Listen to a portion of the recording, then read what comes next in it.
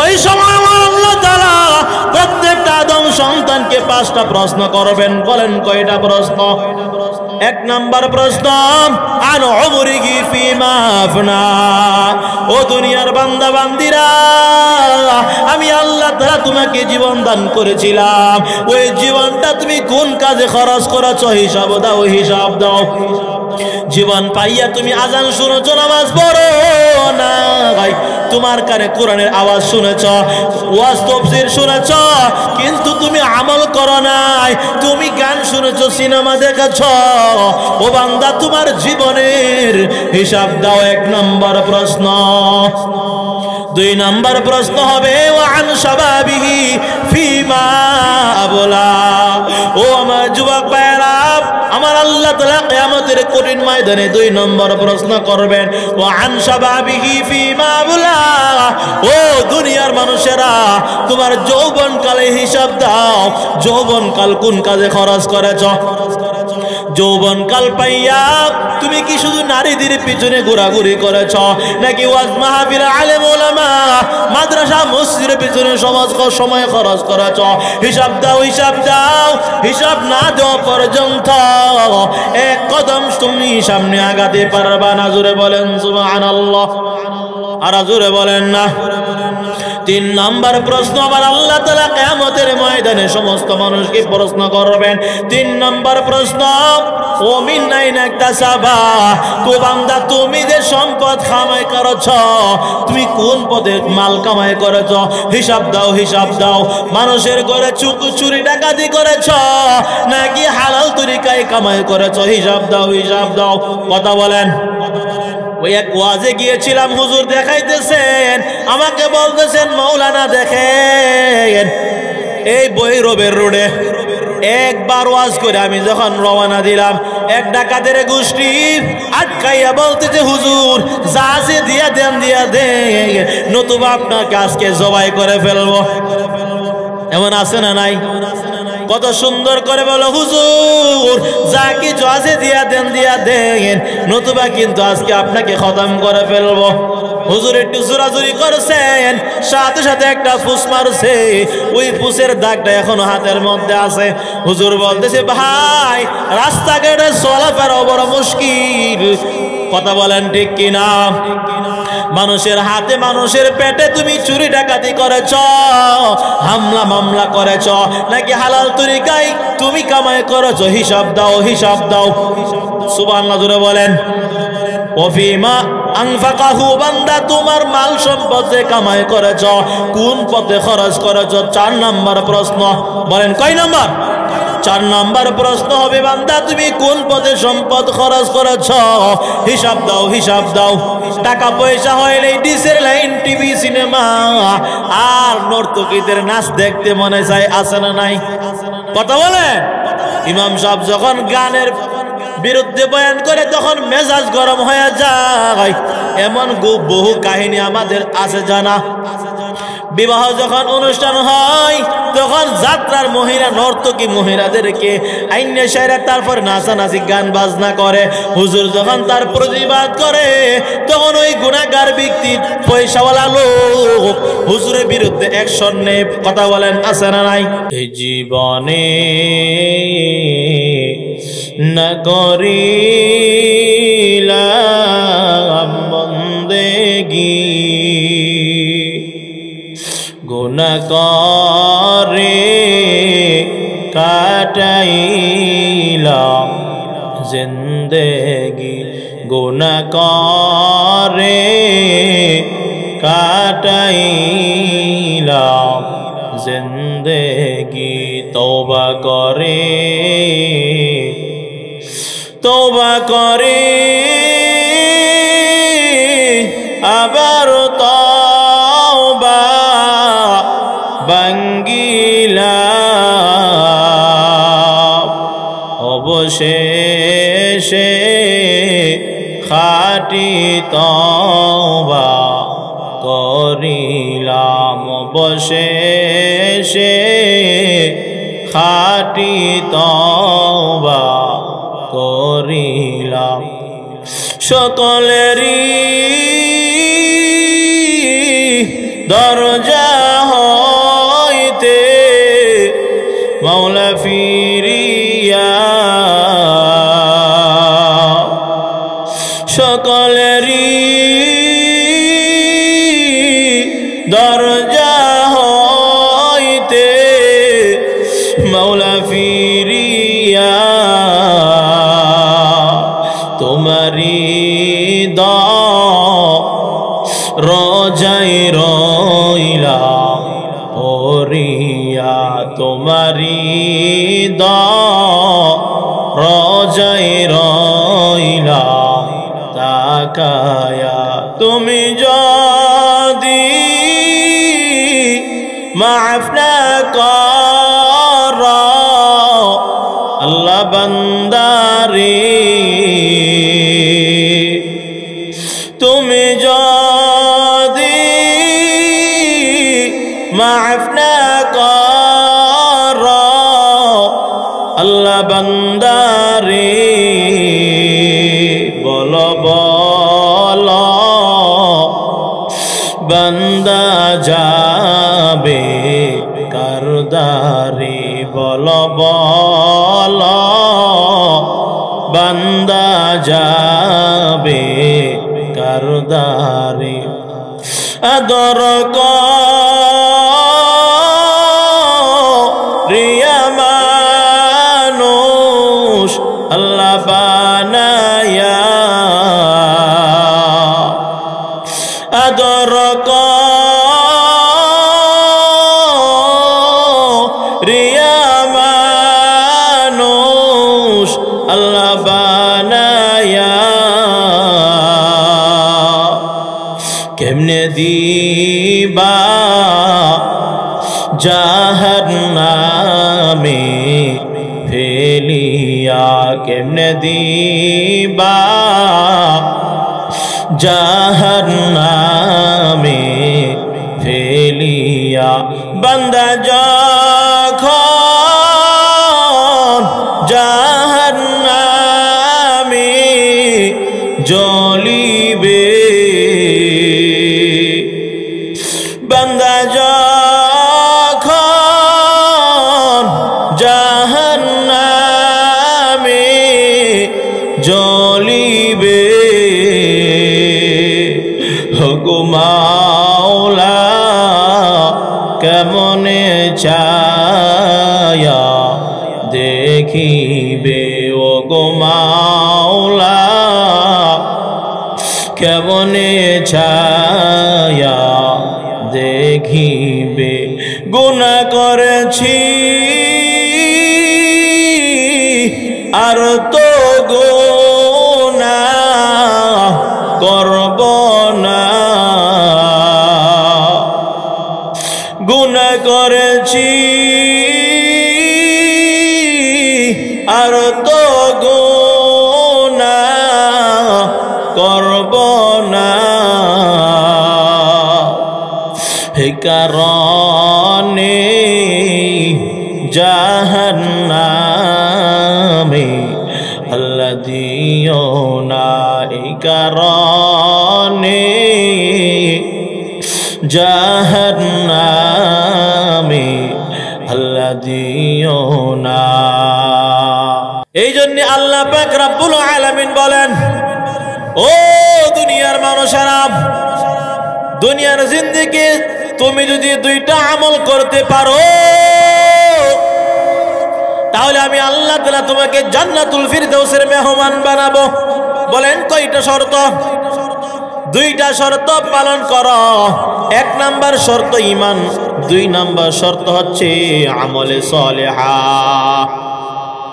ঈমান আনার দরকার আছে না নাই কথা বলেন ঈমান এমন একটা বিষয় এমন একটা বস্তু এমন একটা জিনিস বলে যে ব্যক্তি আদনা ঈমানদার হবে আমার আল্লাহ তাআলা এই দুনিয়ার 10 দুনিয়ার সমান এক জান্নাত দান করবেন আর আসতে বলেন সুবহানাল্লাহ জোরে বলেন না আদনা সাধারণ যে ঈমানদার হবে আমার আল্লাহ তাআলা এই দুনিয়ার 10 দুনিয়ার সমান এক জান্নাত দান করবেন আমার নবী বলেন ও আমার উম্মতেরা, তোমরা আল্লাহর কাছে জান্নাতুল ফিরদাউস কামনা করো, জান্নাতুল ফিরদাউস কামনা করো। কারণ মরণের পরে আমার আল্লাহ তাআলা ঈমানদারের জন্য 8টা জান্নাত রাখছেন। বলেন কয়টা জান্নাত রাখছেন? 8টা জান্নাতের মধ্যে সবচেয়ে বড় জান্নাতের নাম হলো জান্নাতুল ফিরদাউস। আমার নবী বলেন সবচেয়ে ছোট্ট জান্নাত কেমন? বলে এই দুনিয়ার 10 দুনিয়ার সমানের জান্নাত ছোট্ট জান্নাত।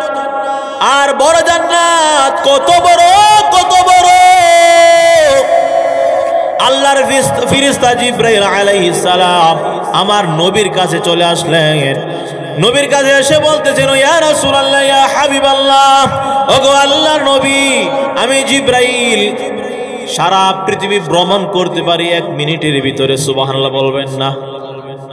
ইব্রাহিম নবী যখন ছুরি চালায়া দিলেন ইসমাইলকে জবাই করার জন্য, তখন আমার আল্লাহ তাআলা ডাক দিয়ে বললেন, ও জিবরাইল, জান্নাত থেকে দুম্বা নিয়ে দরাইয়া দাও, আমার ইব্রাহিমের ছুরির নিচে ইসমাইল যেন জবাই না হয়। ইসমাইলের বরাবর তুমি দরাইয়া দাও বেহেশতি দুম্বা। এখন বলেন, কোন লোক যদি জবাই করার উদ্দেশ্যে ছুরি চালায়া দেয়, ছুরি চালানোর পূর্বে তাকে যখন শোয়া দেয়, শোয়া দেওয়ার পরে কি আর 1 ঘন্টা পরে কি ছুরি চালাই না সাথে সাথে? কথা বলেন। এমন কোন লোক আছে না যে পশুকে শোয়া দিছে, তারপরে 1 ঘন্টা পরে আবার গরু জবাই করার উদ্দেশ্যে ছুরি চালায় না সাথে সাথে? জন্তু শোয়া দেওয়ার পরে কেউ দেরি করে না।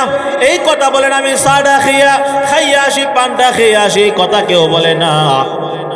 জিব্রাইল বলেন, আমি হলাম সিদরাতুল মুনতাহা, 7ম আসমানের উপরে। বলেন কত আসমানের উপরে? 7ম আসমানের উপরে আমি জিব্রাইল 600 নূরের পাখা দিয়ে মিনাব ময়দানে চলে আসলাম। ইসমাইল তো তখন শিশু বাচ্চা। ইব্রাহিম নবীর ছুরির নিচে বেহেশতি দুম্বা দরাইয়া দিলাম। সুবহানাল্লাহ বলতেন না? তাহলে আসমানের 7ম আসমানের উপরে সিদরাতুল মুনতাহা থেকে আমার আল্লাহ তাআলা জিবরাইল পাঠিয়ে দিলেন, মুহূর্তের ভিতরে দুম্বা নিয়ে হাজির হয়ে গেল। ওই জিবরাইল আলাইহিস সালাম বলতেছেন, ওগো আল্লাহর নবী, আমি জান্নাতুল ফিরদাউস ভ্রমণ করতে রওনা হলাম। জান্নাতুল ফিরদাউসের ভিতরে একটা মাঠ আছে যার নাম হলো নাজির। বলেন নাম কি? ওই জান্নাতুল ফিরদাউসের নাজির নামক মাঠটাকে আমি ভ্রমণ করতে লাগলাম। আমি জিবরাইল বলতেছি, আমাকে আমার আল্লাহ তাআলা 600 নূরের পাখা দান করলেন। একসঙ্গে আমি যখন 600 নূরের পাখা দিয়ে ডানা মারতে লাগলাম, আমি জিবরাইল বলতেছি 600 নূরের পাখা দিয়ে আমি ডানা মারতে লাগলাম। 70 বছর পর্যন্ত ওই জান্নাতুল ফিরদাউসের নাজির নামক মাঠটাকে ভ্রমণ করলাম। 70 বছরের ভিতরে কোনো কুল কিনারা পাই নাই। আর জোরে বলেন না? তাহলে বোঝা গেল জান্নাতুল ফিরদাউস ছোট্ট না বড়? বলেন। বলে কেন? বলে জান্নাতুল ফিরদাউস হচ্ছে আল্লাহ পাকের আরশের নিচে বরাবর। সুবহানাল্লাহ জোরে বলেন। আল্লাহ পাকের আরশের নিচে বরাবর যে জান্নাত, তার নাম কি বলেন? জান্নাতুল ফিরদাউস। আমার নবী রাহমাতুল লিল আলামিন বলেন, 1 নাম্বার শর্ত, ঈমানটাকে মজবুত বানাইয়া নাও। কারণ ঈমান যদি তোমার সঠিক না হয়, নবীর বাবা হইলো কোনো খাতির নাই। কথা বলেন ঠিক কিনা? ইব্রাহিম নবীর বাবা ঈমান নাই, জাহান্নামী। নূহ নবীর ছেলে কানান ঈমান নাই, জাহান্নামী। কথা বলেন ঠিক কিনা? আমার নবীর প্রিয় চাচা আবু জাহাল, উতবা, শাইবা, আবু লাহাব, নবীর বংশের লোকেরা ঈমান যারা গ্রহণ করে নাই তারা জাহান্নামী। কথা বলেন ঠিক কিনা? এই জন্যে আমার আল্লাহ তাআলা বলেন, ইন্নাল্লাযীনা আমানু ওয়া আমিলুস সালিহাত, যারা ঈমান এনেছে এবং আমল সালেহা করেছে। তাহলে বলেন ঈমান হচ্ছে কেমন বস্তু যা দেখি নাই তার উপরে বিশ্বাস করা। আমাদের মরণের পরে জান্নাত আছে না নাই? কথা বলেন। জাহান্নাম আছে না নাই? আমরা জান্নাত দেখি নাই, কিন্তু আমাদের নবীকে আমার আল্লাহ তাআলা মেরাজের রাত্রিতে আসমানের উপরে নিয়ে আমার আল্লাহ তাআলা বাড়িতে ভ্রমণ করাইয়া আসমান জমিন দেখাইছেন। জোরে বলেন ঠিক কিনা? কথা বলেন। মেরাজের রাত্রিতে যদিও আমরা উম্মতেরা জান্নাত দেখি নাই, জাহান্নাম দেখি নাই, কিন্তু আমার আল্লাহ তাআলা আমার নবীকে মেরাজের রাত্রিতে জান্নাত এবং জাহান্নাম দেখাইছেন। সুবহানাল্লাহ বলেন।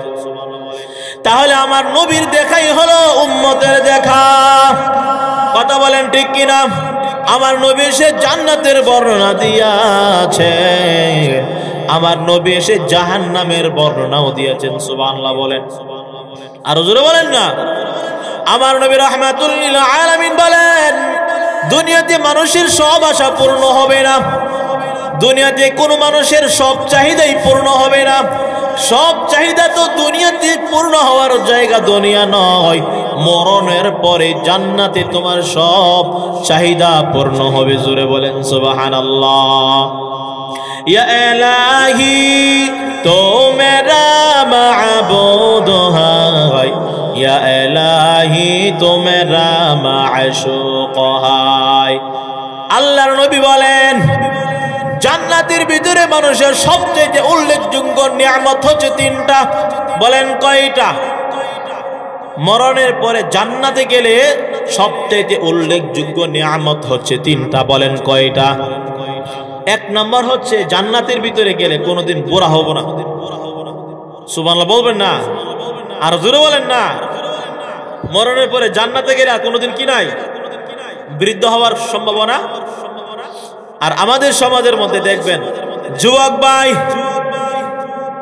সেলুনের দোকানে গিয়া তারপরে দেখে দাড়িটা কত বড় হলো, কত বড় হলো, একটু বড় হলে ক্লিন শিপ, ক্লিন শিপ। মানে এর অর্থ হলো আমি বুড়া হতে চাই না, বুড়া হতে চাই না। কথা বলেন ঠিক কিনা? আল্লাহর নবী রাহমাতুল লিল আলামিন বলেন, ও দুনিয়ার উম্মতেরা, মরণের পরে যখন তুমি জান্নাতে প্রবেশ করবা তখন তোমার কোনোদিন বৃদ্ধ হওয়ার সম্ভাবনা নাই। জোরে বলেন সুবহানাল্লাহ। ও আমার উম্মতেরা, শুনো শুনো, জান্নাতের ভিতরে আমার আল্লাহ তাআলা কোনোদিন বৃদ্ধ পুরুষ বৃদ্ধা নারীকে জান্নাত দিবেন না। এই ওয়াজ যখন করলেন আমার নবী, একজন মহিলা বলতেছে, ইয়া রাসূলুল্লাহ, ইয়া হাবিবাল্লাহ, ওগো আল্লাহর নবী, আমি বৃদ্ধা নারী, আমি কি জান্নাতে যাব না? নবী আমার ডাক দিয়ে বললেন, ওগো মা, তোমার বৃদ্ধা জান্নাতে যাবে না। নবী আমার ডাক দিয়ে বললেন, ও বৃদ্ধা নারী শোনো, আমার আল্লাহ তাআলা যখন জান্নাতীদেরকে জান্নাতে প্রবেশ করাবে, আবি হায়াত নামক একটা গোসলখানা আছে। ওই গোসলখানায় জান্নাতি বান্দাদেরকে গোসল করানোর পরে 16 বছরের যুবক হইয়া যাবে। সুবহানাল্লাহ, জোরে বলেন না। তাহলে বোঝা গেল জান্নাতের ভিতরে কোনোদিন বৃদ্ধা নারী বৃদ্ধ পুরুষ জান্নাতে যাবে না। আমার নবী বলেন, পুরুষ হবে 32 বছরের যুবক, মহিলা হবে যুবতী হবে কত বছরের? 16 বছরের যুবতী হয়ে যাবে। আর যুবতী বানাইয়া আমার আল্লাহ তাআলা জান্নাতি বান্দাদেরকে জান্নাতে প্রবেশ করাবেন। জোরে বলেন সুবহানাল্লাহ। আরো জোরে বলেন না। তারপরে দ্বিতীয় নম্বর নিয়ামত হচ্ছে জান্নাতের ভিতরে কোনোদিন মরণ নাই, মরণ নাই। আরো জোরে বলেন সুবহানাল্লাহ। দুনিয়াতে মরণ আছে না নাই? দুনিয়াতে মরণ আছে না নাই? আজকে এক গ্রামে অন্যদিন অন্য গ্রামে প্রতিদিন মানুষের ইন্তেকালের সংবাদ শুনতে পাই, কিন্তু জান্নাতের ভিতরে প্রবেশের পরে আর কোনোদিন মরণ হবে না। সুবহানাল্লাহ বলেন না। আর জোরে বলেন না। দুনিয়াতে কি কেউ মরতে চায়? কেউ মরতে চাই না, কেউ মরতে চাই না। এক মহিলা তার বাচ্চাদের যন্ত্রণা খুব কষ্ট পেয়ে সে বলতেছে, আল্লাহ তোমার কত লোক আজরাইল ধরে লয়া যা, আমারে তোমার আজরাইল কি চিনে না একদিন নিত? বুঝেন নাই কথাটা? মহিলা কষ্ট পেয়ে, তার স্বামী হচ্ছে প্যারালাইসিস আক্রান্ত। কিসের আক্রান্ত বলেন? প্যারালাইসিস হলো আক্রান্ত তার স্বামী। এদিক দিয়ে তার বাচ্চা সিলাসিলি করে, আবার হাঁস মোরগের সিলাসিলি আছে। খুব অতিষ্ঠ হয়ে সেই মহিলা বলতেছে, আল্লাহ তোমার আজরাইল আমাকে চিনে না, আমি কেন মাটিটা কেন ফাটে না, কেন মরি না? এই কথা বলে সে ঘুমাইছে রাত্রিবেলায়। তখন মানুষ যে মরতে চায় না তার উপমা, কেমন করে মরতে চাই না, মহিলা বলতেছে মাটিটা কেন ফাটে না, আমি কেন মরি না? মাটি কি লিখে ফাটে না, আমি কেন মরি না? এই কথা বলে সে ঘুমাইয়া গেল। হঠাৎ করে তার ঘরের ভিতরে একটা বলদ ছিল। বলদ চিনেননি আপনারা? বলদ চিনেন না? ঘরের ভিতরে একটা কি ছিল? বলদ। তখন ওই বলদে তার খাউন না পেয়ে, ঘাস পানি না পেয়ে, তার যে বড় একটা ডেগা ছিল, এই ডেগ গিয়েছে তার মুখের ভিতরে। কার মুখের ভিতরে? বলদের মুখের ভিতরে যখন গেছে, আর বলদ যখন ডেগ মুখে দিয়া লাইছে, আর গর গর কর কর আওয়াজ করতেছে, কর কর আওয়াজ, গর গর আওয়াজ করতেছে। এই আওয়াজে পাইয়া মহিলা ঘুম থেকে ফাল দিয়ে উঠছে, আর বলতেছে আজকে মনে হয় যে বলছিলাম তোমার আজরাইল কেন আসে না, আমাকে ক্লিয়ার নিয়ে না, এইটাই মনে হয় আজরাইল। বলেন, এটাই মনে হয়। তার ভিতরে ভয় ঢুকে গেছে। যখন এই ভয় বলদে যখন তার মুখের ভিতরে ডেক নিয়ে কালো একবারে অংশ, যেটা এই অংশটা যখন তার মুখ সামনে আসছে, বলদে মুখ নিয়ে, তখন মহিলা এই আওয়াজ শুনে মনে করছে এটাই বুঝে আজরাইল। তখন মহিলা বলতেছে, ও আজরাইল, আমি তো রুগী না, ওই রুগী প্যারালাইসিস আক্রান্ত, তার আগে ধরো, আমার এখনো সময় নাই, আমার এখনো সময় আসে নাই, ওই প্যারালাইসিস রুগী আমার জামাইরে ধরো। কথা বলেন ঠিক কিনা? তাহলে বোঝা গেল মহিলা কি মরতে চাইছে? রাজি হইছে? রাজি হয় নাই। তাহলে বোঝা গেল কেউ মরতে চাই না, মরতে চাই না দুনিয়াতে। কথা বলেন ঠিক কিনা? আল্লাহর নবী বলেন, তুমি যতই চেষ্টা করো, যতই বাহানা করো, তোমাকে দুনিয়ার জমিন থেকে বিদায় নিতেই হবে, নিতেই হবে। কথা বলেন ঠিক কিনা? নমরুদ, ফেরাউন, সাদ্দাত, কারুন কেউ থাকতে পারে নাই, কেউ থাকতে পারে নাই। কথা বলেন। আল্লাহর নবী বলেন, ওরে উম্মতের দল, জান্নাতে যাওয়ার পরে তোমার কোনোদিন মরণ হবে না। জোরে বলেন সুবহানাল্লাহ। আমার আল্লাহ তাআলা এমন নিয়ামত রেখেছেন। আল্লাহর নবী বলেন, মিশকাত শরীফের হাদিস, জান্নাতি বান্দাদেরকে যখন জান্নাতে প্রবেশ করানো হবে, একটা দুম্বাকে জবাই করে আমার আল্লাহ তাআলা ঘোষণা করে দিয়া বলবেন, ও জান্নাতি নারী পুরুষ, তোমাদের মৃত্যুর জবাই হয়ে গেছে, আর কোনোদিন তোমাদের মরণ হবে না। আর জোরে বলেন না সুবহানাল্লাহ। আপনাদের সুবহানাল্লাহ আওয়াজ থেকে ঘুমের গন্ধ পাওয়া যায়, বোঝা যায় বালিশ দিলে ঘুমাবে নিচ্ছে মতো। আর জোরে বলেন না সুবহানাল্লাহ। সুবহানাল্লাহ বলে লাভ আছে না নাই? সাথে সাথে 100 নেক আল্লাহ পাক দান করেন। সুবহানাল্লাহ বলেন। একবার সুবহানাল্লাহ বললে আসমান এবং জমিনের মধ্যে যত পাকা জায়গা আছে নেক দিয়ে পরিপূর্ণ হয়ে যায়। সুবহানাল্লাহ বলেন। আর জান্নাতের ভিতরে এমন এক ফলের বাগান তৈরি হয়, আল্লাহর নবী বলেন, দ্রুতগামী ঘোড়া দিয়ে যদি 500 বছর পর্যন্ত দৌড়াইতে থাকে, তাহলে ওই বাগানের এক মাথা থেকে অপর মাথা শেষ করতে পারবে না। এখন আওয়াজটা হয়েছে না? আর জোরে একটা কাশি দেন। আমার আল্লাহ তাআলা বলেন, 1 নাম্বার শর্ত ঈমান। বলেন, 1 নাম্বার শর্ত জান্নাতে যেতে গেলে কি লাগবে? ঈমানটাকে মজবুত করা লাগবে। কুসু পাতার পানির মতো হলে চলবে না, ঈমানটাকে মজবুত বানাও, মজবুত বানাও।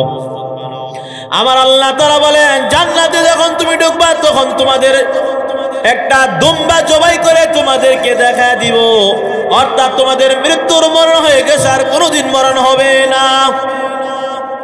সুবহানাল্লাহ জোরে বলেন। আর এই দুনিয়াকে আমি আল্লাহ তাআলা টিকায় রাখলাম একমাত্র ঈমানদারের ওসিলা, ঈমানদারের কারণে। বিবাহের অনুষ্ঠানে যখন অনেক লোকের আয়োজন করা হয়, এর প্রধান অতিথি হলো জামাই। কথা বলেন ঠিক কিনা? জামাই যদি বিবাহের অনুষ্ঠানে না যায়, আর জামাইয়ের বাবা গিয়া বলে, ও ভাই, ও বিয়াই সাহেব, ছেলেটা কোথায় গেল, পাইতেছি না, পাইতেছি না। জামাইটা যে কোথায় গেল, পাইতেছি না, খাউনটা দিয়া লাইন, আগে খাউনটা দিয়া লাইন। খাউনটা দিবনি? কথা বুঝেননি আমার? বিবাহের অনুষ্ঠানের মধ্যে জামাই নাই, জামাই হারায় গেছে, জামাই কোথায় গেছো, কোনো খবর নাই, কোনো খবর নাই। 300 লোক গিয়ে বলতেছে, বর যাত্রী যারা তারা গিয়ে বলতেছে খাউনটা দিয়া লাইন, জামাইয়ের কোনো খবর নাই, খাউনটা দিবনি। কথা বলেন, দিবনি খাউন? খাউন তো দিবই না, উল্টা আর দমক, ঠিক কিনা? আগে জামাই আনো, ঠিক কিনা? ঠিক তদ্রুপ ভাবে আমার আল্লাহ তাআলা বলেন, যারা ঈমান এনেছো, ঈমানদার হলো এই পৃথিবীর জামাই। ঈমানদার যদি না থাকে তাহলে আমি আল্লাহ তাআলা এই দুনিয়া রাখবো না। ওরে উম্মতের দল, শোনো শোনো, লা তাকুমু সাআতু হাত্তা ইউকালা ফিল আরদি আল্লাহু আল্লাহ। আল্লাহ আল্লাহ বলনে ওয়ালা যতক্ষণ পর্যন্ত থাকবে এই পৃথিবীর মধ্যে আমার আল্লাহ তাআলা কিয়ামত দিবেন না। জোরে বলেন সুবহানাল্লাহ। তাহলে বোঝা গেল ঈমানদারের দাম আছে না নাই? আরো জোরে বলেন। তাহলে ঈমানদার যারা হবে আমার আল্লাহ তাআলা পরকালে যারা ঈমান গ্রহণ করবে, আমলে সলেহা করবে, 1 নাম্বার নিয়ামত তোমাকে দান করানো হবে, তোমার কোনোদিন বৃদ্ধ হওয়ার সম্ভাবনা নাই, মরণের কোনো আশঙ্কা নাই। 3 নম্বর নিয়ামত, যা তুমি চাইবা তাই তোমাকে দেওয়া হবে। জোরে বলেন সুবহানাল্লাহ। যা তুমি চাইবা তাই দেওয়া হবে। দুনিয়াতে কি সব আশা পূর্ণ হয়? কথা বলেন। দুনিয়াতে কেউ কি রোগ চায় যে আমার রোগ হোক, ডায়াবেটিস, আলসার, ক্যান্সার, ভারতের রোগ হোক, কেউ এটা চায়? কথা বলেন। কিন্তু জান্নাতের ভিতরে আমার আল্লাহ তাআলা বলেন, ওয়ালাকুম ফিহা মা তাশতাহি আনফুসুকুম ওয়ালাকুম ফিহা মা তাদউন।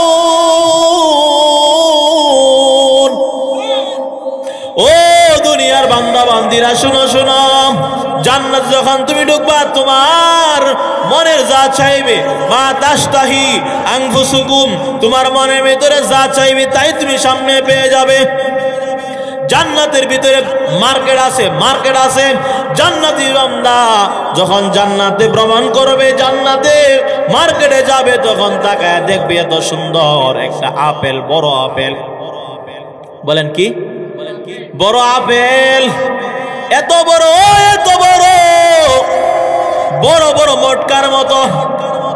মুহাদ্দিসিনে কেরাম বলেন, ওই জান্নাতি বান্দা তখন ওই আপেলটাকে ফেরে সে খাইতে চাইবে। জান্নাতের ভিতরে আপেলটা যখন হাতে নেবে, আপেলটা ভাঙ্গিয়া যখন সে খাইতে চাইবে, তখন তার ভিতর থেকে এত বড় আপেল, আপেলের ভিতর থেকে সুন্দরী সুরুষি রূপরী 16 বছরের যুবতী তার সামনে আসসালামু আলাইকুম বলে সালাম দিবে। সুবহানাল্লাহ বলেন। আর জান্নাতি বান্দাকে ডাক দিয়া বলবেন, ও জান্নাতি পুরুষ, আমারে পছন্দ লাগছিনি। বান্দা বলবে, হ্যাঁ তোমারে তো বড় পছন্দ হয়েছে। এবার ওই মহিলা যুবতী মেয়ে বলবে, এবার তোমার বাসায় আমাকে নিয়ে চলো। সুবহানাল্লাহ বলবেন না? দুনিয়াতে সব আশা পূর্ণ হবে না, কিন্তু জান্নাতের ভিতরে সব আশা পূর্ণ হবে। জান্নাতের ভিতরে যখন আপনি চাইবেন ওই একটা পাখি উড়িয়া যায়, এটাকে যদি বোনা করে মজা করে খাইতাম, মনের ভিতরে চাহিদা জাগ্রত হওয়া মাত্র আপনার সামনে বোনা হইয়া রান্না হইয়া আপনার সামনে হাজির হয়ে যাবে। আর জোরে বলেন না? তাহলে 1 নাম্বার হচ্ছে মরণ নাই, 1 নাম্বার হচ্ছে বৃদ্ধ হওয়ার সম্ভাবনায়, বুড়াবুড়ি হব না। 2 নাম্বার হচ্ছে কোনোদিন মরণ হবে না। 3 নাম্বার মনের ভিতরে যা চাইবে তাই সাথে সাথে পেয়ে যাব। আমার আল্লাহ তাআলা বলেন, তাহলে এই নিয়ামত তুমি যদি পাইতে চাও, 1 নাম্বার শর্ত ঈমানটাকে মজবুত বানাইয়া নাও। 2 নাম্বার আমলে সালিহা করতে হবে।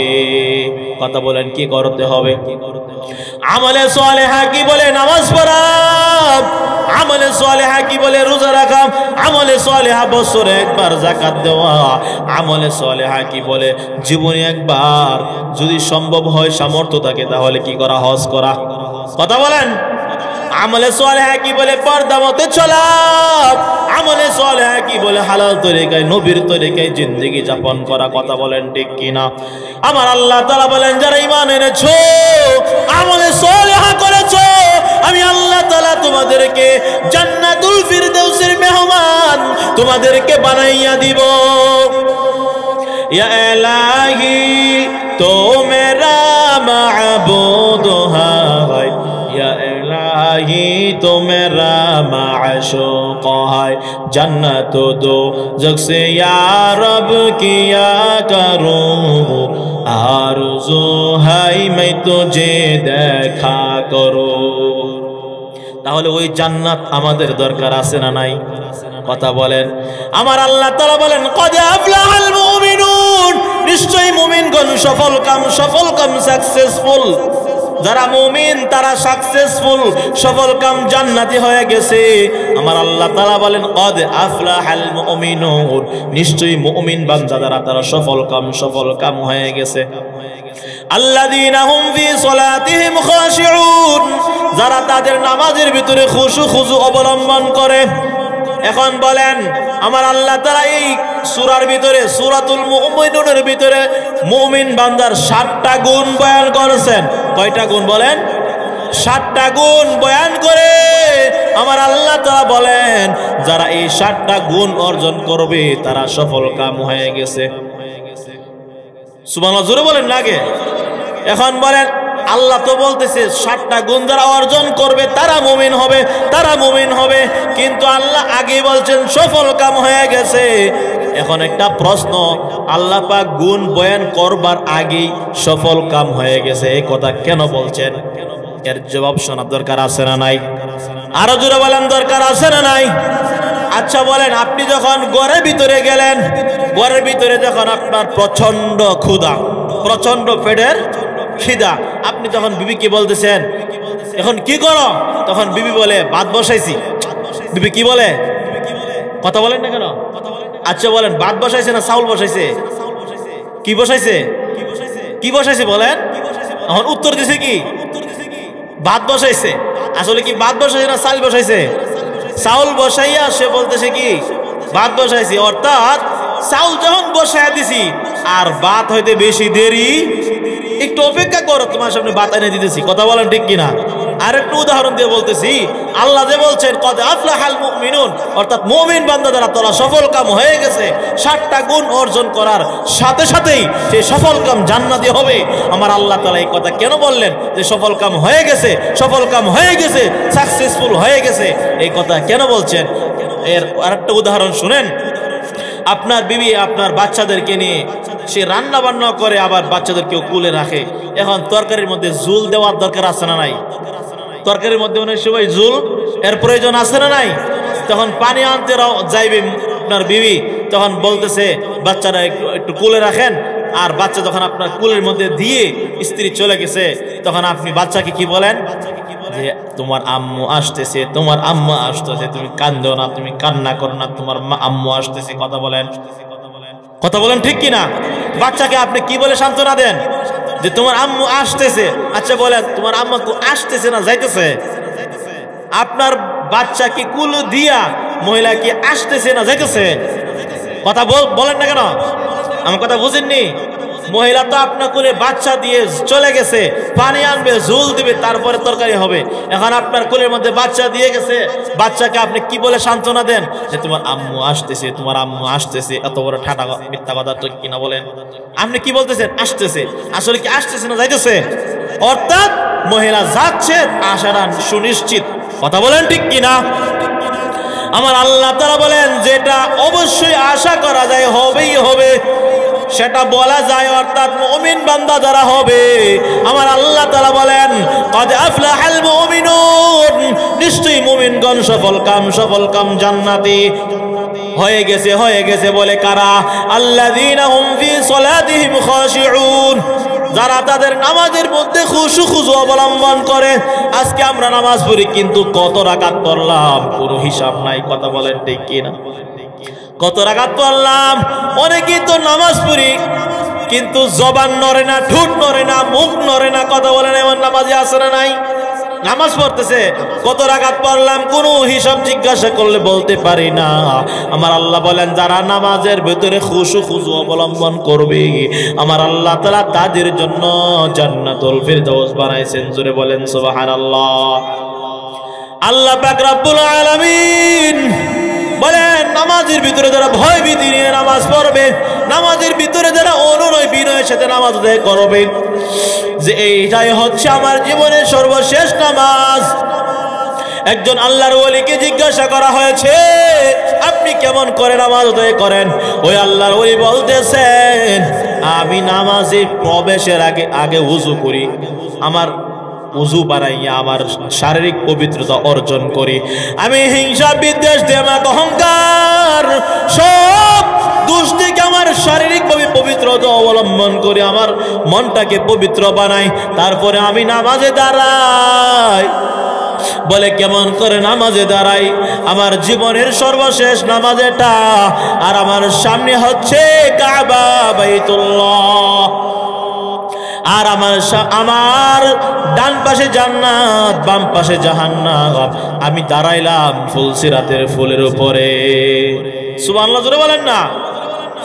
এই খুশু এবং এই ভয়ভীতি তাওয়াজুর সাথে যারা নামাজ আদায় করবে, আমার আল্লাহ তাআলা বলেন তাদের জন্য জান্নাতুল ফিরদাউস বানাইলাম। আল্লাযীনা ইয়ারিসুনাল ফিরদাউস হুম ফিহা খালিদুন। আমার আল্লাহ তাআলা বলেন, যারা নামাজের ভিতরে খুশু অবলম্বন করবা, والذين هم عن اللغو معرضون, যারা অনর্থক বেহুদা কাজকর্ম থেকে বিরত থাকবা, والذين هم لأماناتهم وعهدهم راعون, এবং যারা আমানতের ওয়াদা রক্ষা করবা, এবং যারা والذين هم لفروجهم حافظون, এবং যারা লজ্জাস্থানের হেফাজত করবা, والذين هم للزكاة فاعلون, এবং যারা যাকাত আদায় করবা তারা জান্নাতুল ফিরদাউসের উত্তরাধিকারী হবে। 7টা গুণ আল্লাহ তাআলা বয়ান করে বলতেছেন, যারা এই 7টা গুণ অর্জন করবে তারা জান্নাতুল ফিরদাউসের উত্তরাধিকারী হবে। এখন একটা প্রশ্ন, বলেন, আমি কষ্ট করে যেই জিনিসের মালিক হব, এটা কি উত্তরাধিকারী না মালিকানা? কথাটা বুঝেননি আমার? আমি কষ্ট করে যেই জিনিস কামাই করি, এটা কি উত্তরাধিকারের সূত্রে নাকি মালিকানা? মালিকানা না। তাহলে আমি নামাজ পড়বো, আমি 7টা গুণ অর্জন করব মুমিন বান্দার, তাহলে আল্লাহ পাক যে বলছেন তুমি জান্নাতুল ফিরদাউসের উত্তরসূরি হবে, এটার প্রশ্নের উত্তর জানার দরকার আছে না নাই? কথা বলেন। মুফাসসিরিনে কেরাম বলেন, আমার আল্লাহ তাআলা মুমিন বান্দার জানমালকে ক্রয় করেছেন জান্নাতের বিনিময়ে। মুমিন বান্দার জান এবং মাল আমার আল্লাহ তাআলা ক্রয় করেছেন জান্নাতের বিনিময়ে। যারা 7টা গুণ অর্জন করবা তারা জান্নাতুল ফিরদাউসের উত্তরাধিকারী হয়ে যাইবা। এই কথা কেন বললেন? বলেন, আপনার বাবার যে সম্পত্তি আপনার নামে আসছে, এটা কি মালিকানা না ফ্রি ভাবে উত্তরাধিকার সূত্রে? উত্তরাধিকার সূত্রে না। আপনার বাবার সম্পত্তি আপনি পাইলেন, এটা কি কষ্ট করে, কষ্টের মাধ্যমে নাকি উত্তরাধিকার সূত্রে? উত্তরাধিকার সূত্রে, ওয়ারিসি সূত্রে। আল্লাহ পাক রব্বুল আলামিন বলেন, ও দুনিয়ার মানুষেরা, প্রত্যেকটা দুনিয়ার মুমিন বান্দা চাইছে ইমানদার হোক বা নারী হোক পুরুষ হোক, সে মুসলিম অমুসলিম সকলের জন্য আমার আল্লাহ তাআলা একটা জান্নাত বানাইছেন, একটা জাহান্নাম বানাইছেন। ও দুনিয়ার উম্মতেরা, যারা নেক আমল করনেওয়ালা মুমিন বান্দা হইবা, কাফের বেঈমান সাদ্দাত কারুন ফেরাউনের নামে বানানো জান্নাতকে আমি আল্লাহ তাআলা ওই 7 গুণওয়ালা মুমিন বান্দাকে বোনাস হিসেবে ফ্রি দান করব। জোরে বলেন সুবহানাল্লাহ। এখন কথাটা বুঝতে পারছেন নি আপনারা? আল্লাহ কেন জান্নাতুল ফিরদাউসের উত্তরাধিকারী কেন কথাটা বললেন? কারণ আমি কষ্ট করে কামাই করব জান্নাতের, তো আমি জান্নাতের মালিকানা লাভ করলাম। আর কাফের বেঈমান সাদ্দাত কারুন মুশরিক যারা, তারা তো জান্নাত থেকে বঞ্চিত, ঈমান নাই, আমল নাই। কথা বলেন ঠিক কিনা? তাদের জন্য তো আমার আল্লাহ তাআলা জান্নাত বানাইছেন, না বানান নাই? ওই তাদের জন্য বানানো জান্নাতকে 7 গুণওয়ালা মুমিন বান্দাকে আমার আল্লাহ তাআলা স্পেশাল বোনাস হিসেবে দান করবেন। আর ডাক দিয়ে বলবেন, আমার ফেরাউন নাফরমান গুনাহগার যারা, তাদের বানানো জান্নাত আমি আল্লাহ তাআলা তুমি মুমিন বান্দাকে বোনাস হিসেবে দান করলাম। আর জোরে বলেন না। এই জন্য আমার আল্লাহ তাআলা বলেন কাইফা তাকফুরুনা বিল্লাহি ওয়া কুনতুম আমওয়াতা। ও দুনিয়ার মানুষেরা তোমরা কেমন করে আমি আল্লাহ তাআলার নাফরমানি করো, ওয়া কুনতুম আমওয়াতা, অথচ তোমরা ছিলে মৃত, তোমাদের কোনো অস্তিত্ব ছিল না। বলেন আমাদের কোনো অস্তিত্ব ছিল কিনা? কথা বলেন। আল্লাহ পাক রব্বুল আলামিন বলেন ও দুনিয়ার মানুষেরা তোমরা যখন তোমাদের মায়ের গর্ভে ছিলে 4 মাস সময় পর্যন্ত লাগে যাই তোমার নাক মুখ পেট পিঠ গঠন করতে কয় মাস? কথা বলেন না কেন? আপনারা কি রাগ করছেন আমার সাথে? আমার কথা বুঝেন? আমি মায়ের গর্ভে ছিলাম, আল্লাহ পাক আমার নাক মুখ পেট পিঠ গঠন করতে পূর্ণাঙ্গ মানব আকৃতি ধারণ করতে কয় মাস? 4 মাস। বলেন কয় মাস? আরো জোরে বলেন না, কত মাস? 4 মাস সময় পর্যন্ত আমার এই দেহের ভিতরে কোনো রূহ ছিল না, প্রাণ ছিল না, আত্মা ছিল না। আমার আল্লাহ তাআলা বলেন ও কুনতুম আমওয়াতা, ও দুনিয়ার মানুষেরা তোমাদের দেহের ভিতরে কোনো প্রাণ ছিল না, আত্মা ছিল না। আমি আল্লাহ তাআলা তোমাকে রূহ দান করলাম, দুনিয়ার কোনো মানুষ তোমাকে রূহ দান করে নাই। কথা বলেন ঠিক কি না? অনেক সময় মৃত সন্তান দুনিয়াতে ভূমিষ্ঠ হয়। কথা বলেন আছে না নাই? অনেক সময় মৃত বাচ্চা কোনো কি নাই, প্রাণ নাই, চিল্লাও করে নাই, মৃত বাচ্চা দুনিয়াতে ভূমিষ্ঠ হয় কিনা? এমন শুনছেন কিনা আপনারা?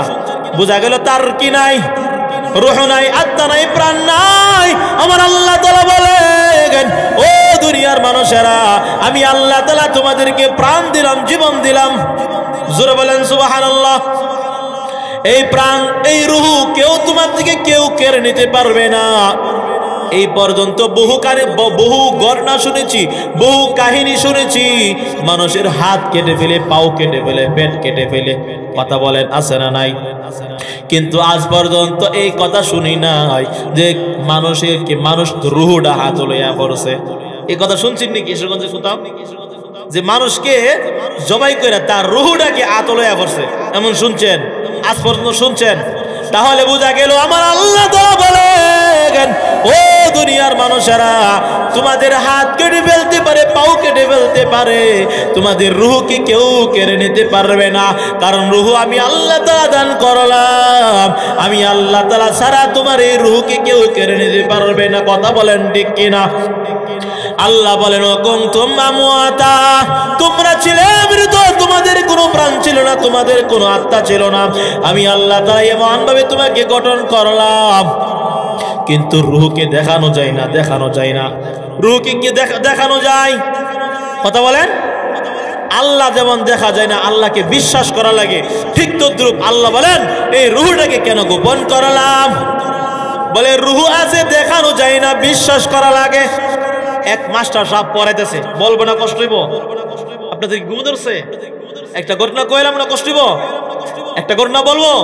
এক মাস্টার সাহেব পড়াইতেছে ছাত্রদেরকে যে যেই জিনিস দেখা যায় না, ছোঁয়া যায় না, সেই জিনিস বিশ্বাস করা যায় না। সুতরাং আল্লাহকে দেখা যায় না, ধরা যায় না, ছোঁয়া যায় না, সুতরাং আল্লাহ নাই। নাউজুবিল্লাহ কি বাড়িতে গিয়ে বলবে না? নাউজুবিল্লাহ মধ্যে অ্যালার্জি আছে? আর জোরে বলেন না নাউজুবিল্লাহ। মাস্টার সাহেব শিখাইতেছে কি যেই জিনিস দেখা যায় না, ছোঁয়া যায় না, তাহলে আল্লাহ তাআলা নাই, সুতরাং দেখা যায় না, ধরা যায় না, বিশ্বাস করা যায় না। এক মেধাবী ছাত্র ক্লাসের মধ্যে আছে না নাই? কেউ ছাত্র পণ্ডিত থাকে না? এক ছাত্র বলতেছে যে স্যার আপনি যে বলতেছেন যেই জিনিস ধরা যায় না, ছোঁয়া যায় না, সেই জিনিস বিশ্বাস করা যায় না, তাহলে স্যার আপনি বলেন আপনি জিন্দা না মুর্দা? আপনি জিন্দা না মুর্দা? তখন বলতেছে স্যারে যে এই তোরে তো মনে করছিলাম আসলে ভালো ছাত্র, তোর প্রশ্নে বোঝা তো একবার বেয়াকুব গাদা। কেন? বলে আমি জিন্দা কথা বলতেছি, হাত ধরতেছি, পা ধরতেছি, তুমি কি বুঝো না আমি যে জীবিত? আবার প্রশ্ন করো কেন? তখন বলতেছে আপনি যে জীবিত এটার ডকুমেন্ট কি, প্রমাণ কি? তখন বলতেছে আমার ভিতরে কি আছে, রূহ আছে, প্রাণ আছে, আত্মা আছে। তখন ছাত্র বলতেছে যে আপনি যে প্রাণ আছে, রূহ আছে, আত্মা আছে, তাহলে একটু কষ্ট করে আপনি রূহটা টেবিলের মধ্যে রাখে দেখান, তাহলে আমরা বিশ্বাস করব।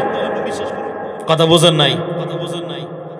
তখন ছাত্র বলতেছে আপনার রূহটাকে বের করে টেবিলের মধ্যে রাখেন, আমরা দেখবো, তারপরে বিশ্বাস করব।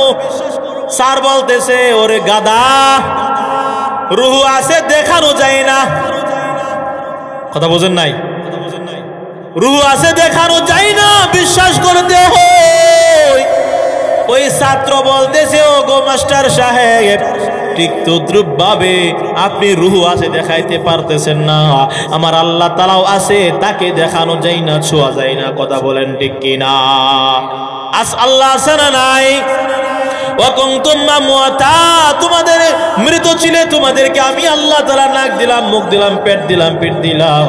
আমি আল্লাহ তাআলা তোমাদেরকে অঙ্গ প্রত্যঙ্গ দান করলাম। জোর বলেন সুবহানাল্লাহ। আল্লাহ বলেন সুম্মা ইউমিতুকুম, এরপরে আমি আল্লাহ তাআলা তোমাদেরকে একটা পূর্ণাঙ্গ বডি দান করলাম। 4 মাস যখন অতিক্রান্ত হয়ে গেল, ফানফাখা ফীহি, আমি আল্লাহ তাআলা তোমার দেহের ভিতরে একটা ফুৎকার দিলাম, একটা কুদরতি ফু দিলাম। যখন তোমার দেহের ভিতরে প্রাণ সঞ্চার হলো, তোমার দেহের ভিতরে রূহ এসে গেল। সুবহানাল্লাহ, জোরে বলেন। আর জোরে বলেন না। 4 মাস যখন পূর্ণাঙ্গ আকৃতি হয়ে গেল মানুষের, তখন আমার আল্লাহ তাআলা রূহ দান করলেন। তারপরে যখন 8 মাস, 9 মাস, 10 মাস মায়ের পেটে ছিলাম, আমার আল্লাহ তাআলা দুনিয়ার মুখ দেখাইলেন। আমার আল্লাহ বলেন সুম্মা ইউমিতুকুম, তারপরে আমি আল্লাহ তাআলাই তোমাকে মরণ দান করব।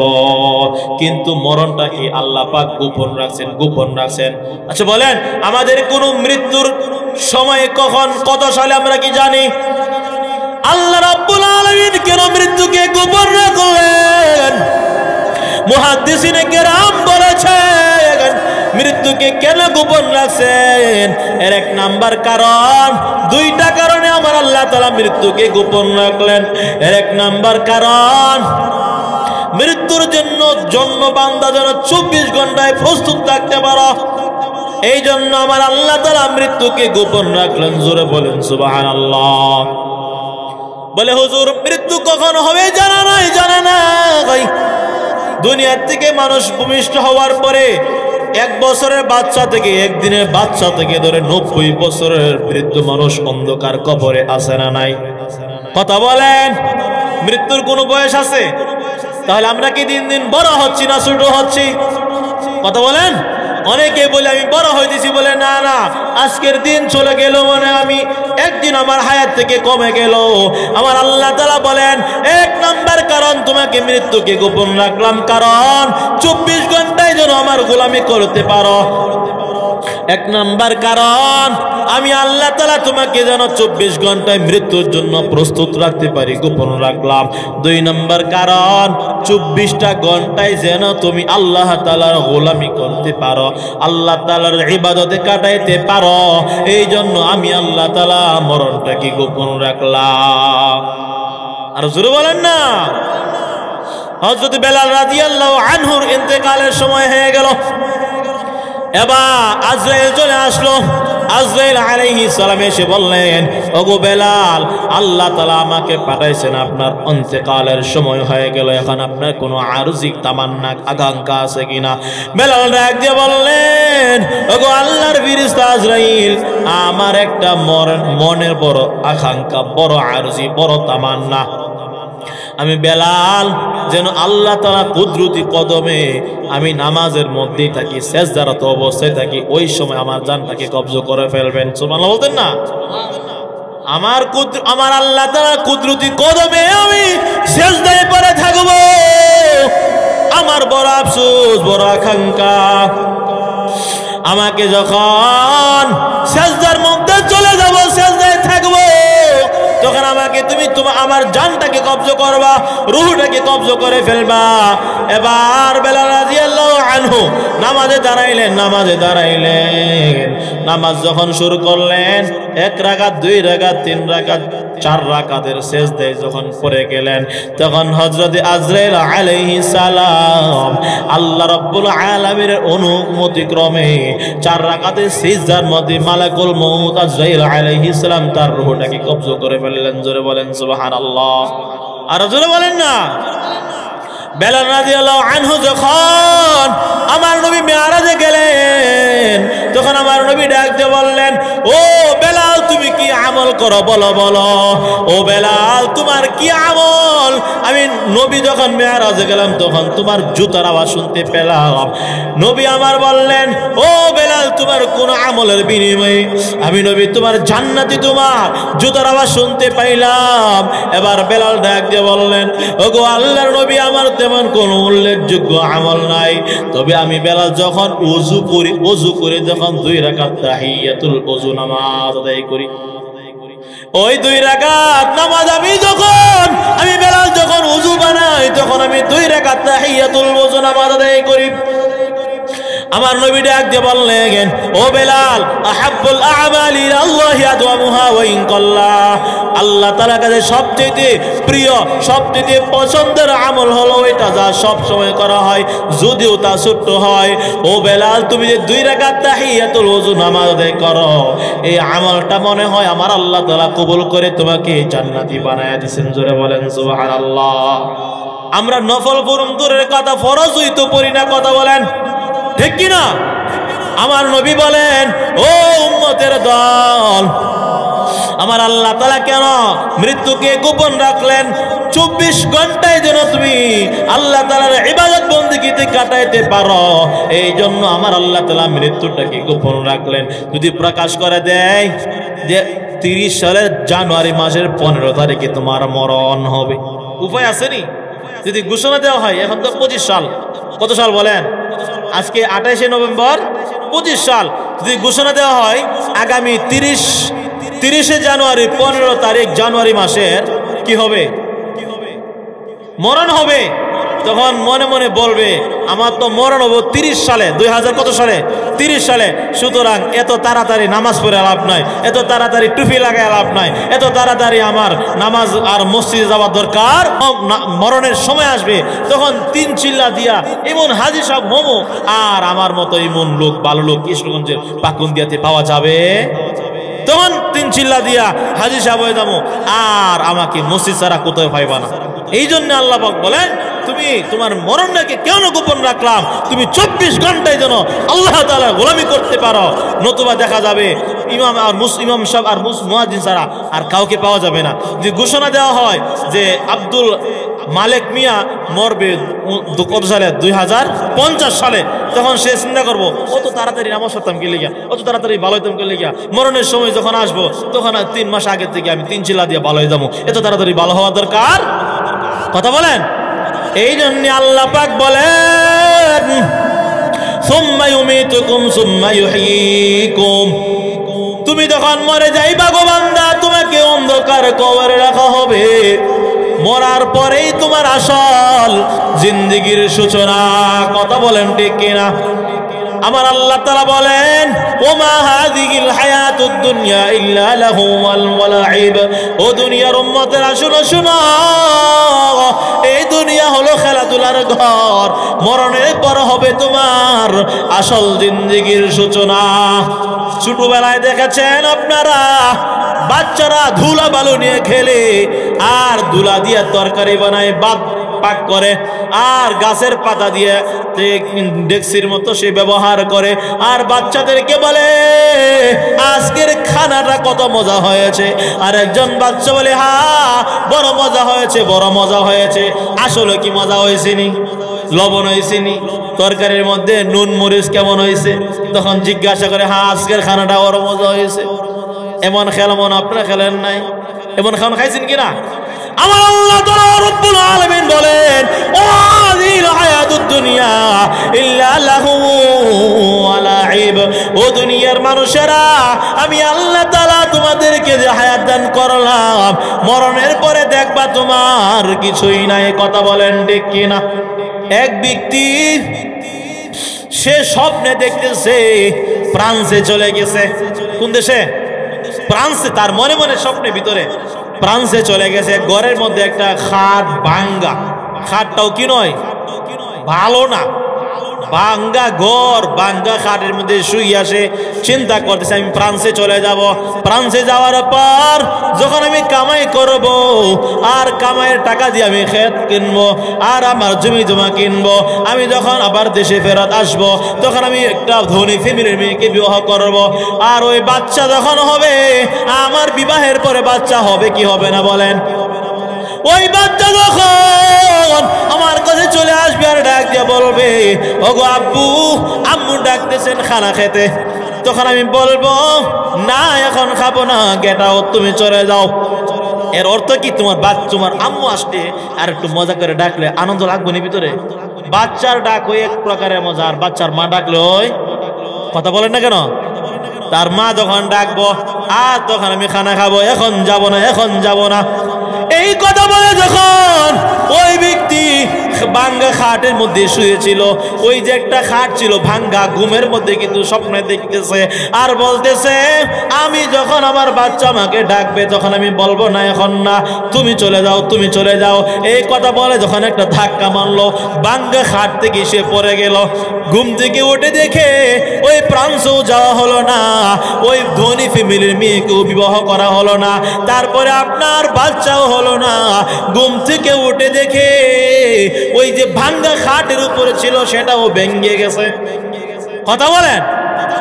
আল্লাহ বলেন ও দুনিয়ার মানুষেরা তোমরা স্বপ্নে দেখতেছ 5 তলা বিল্ডিং এর মালিক হয়ে গেলে বলি সাকসেসফুল, না রে বান্দা না।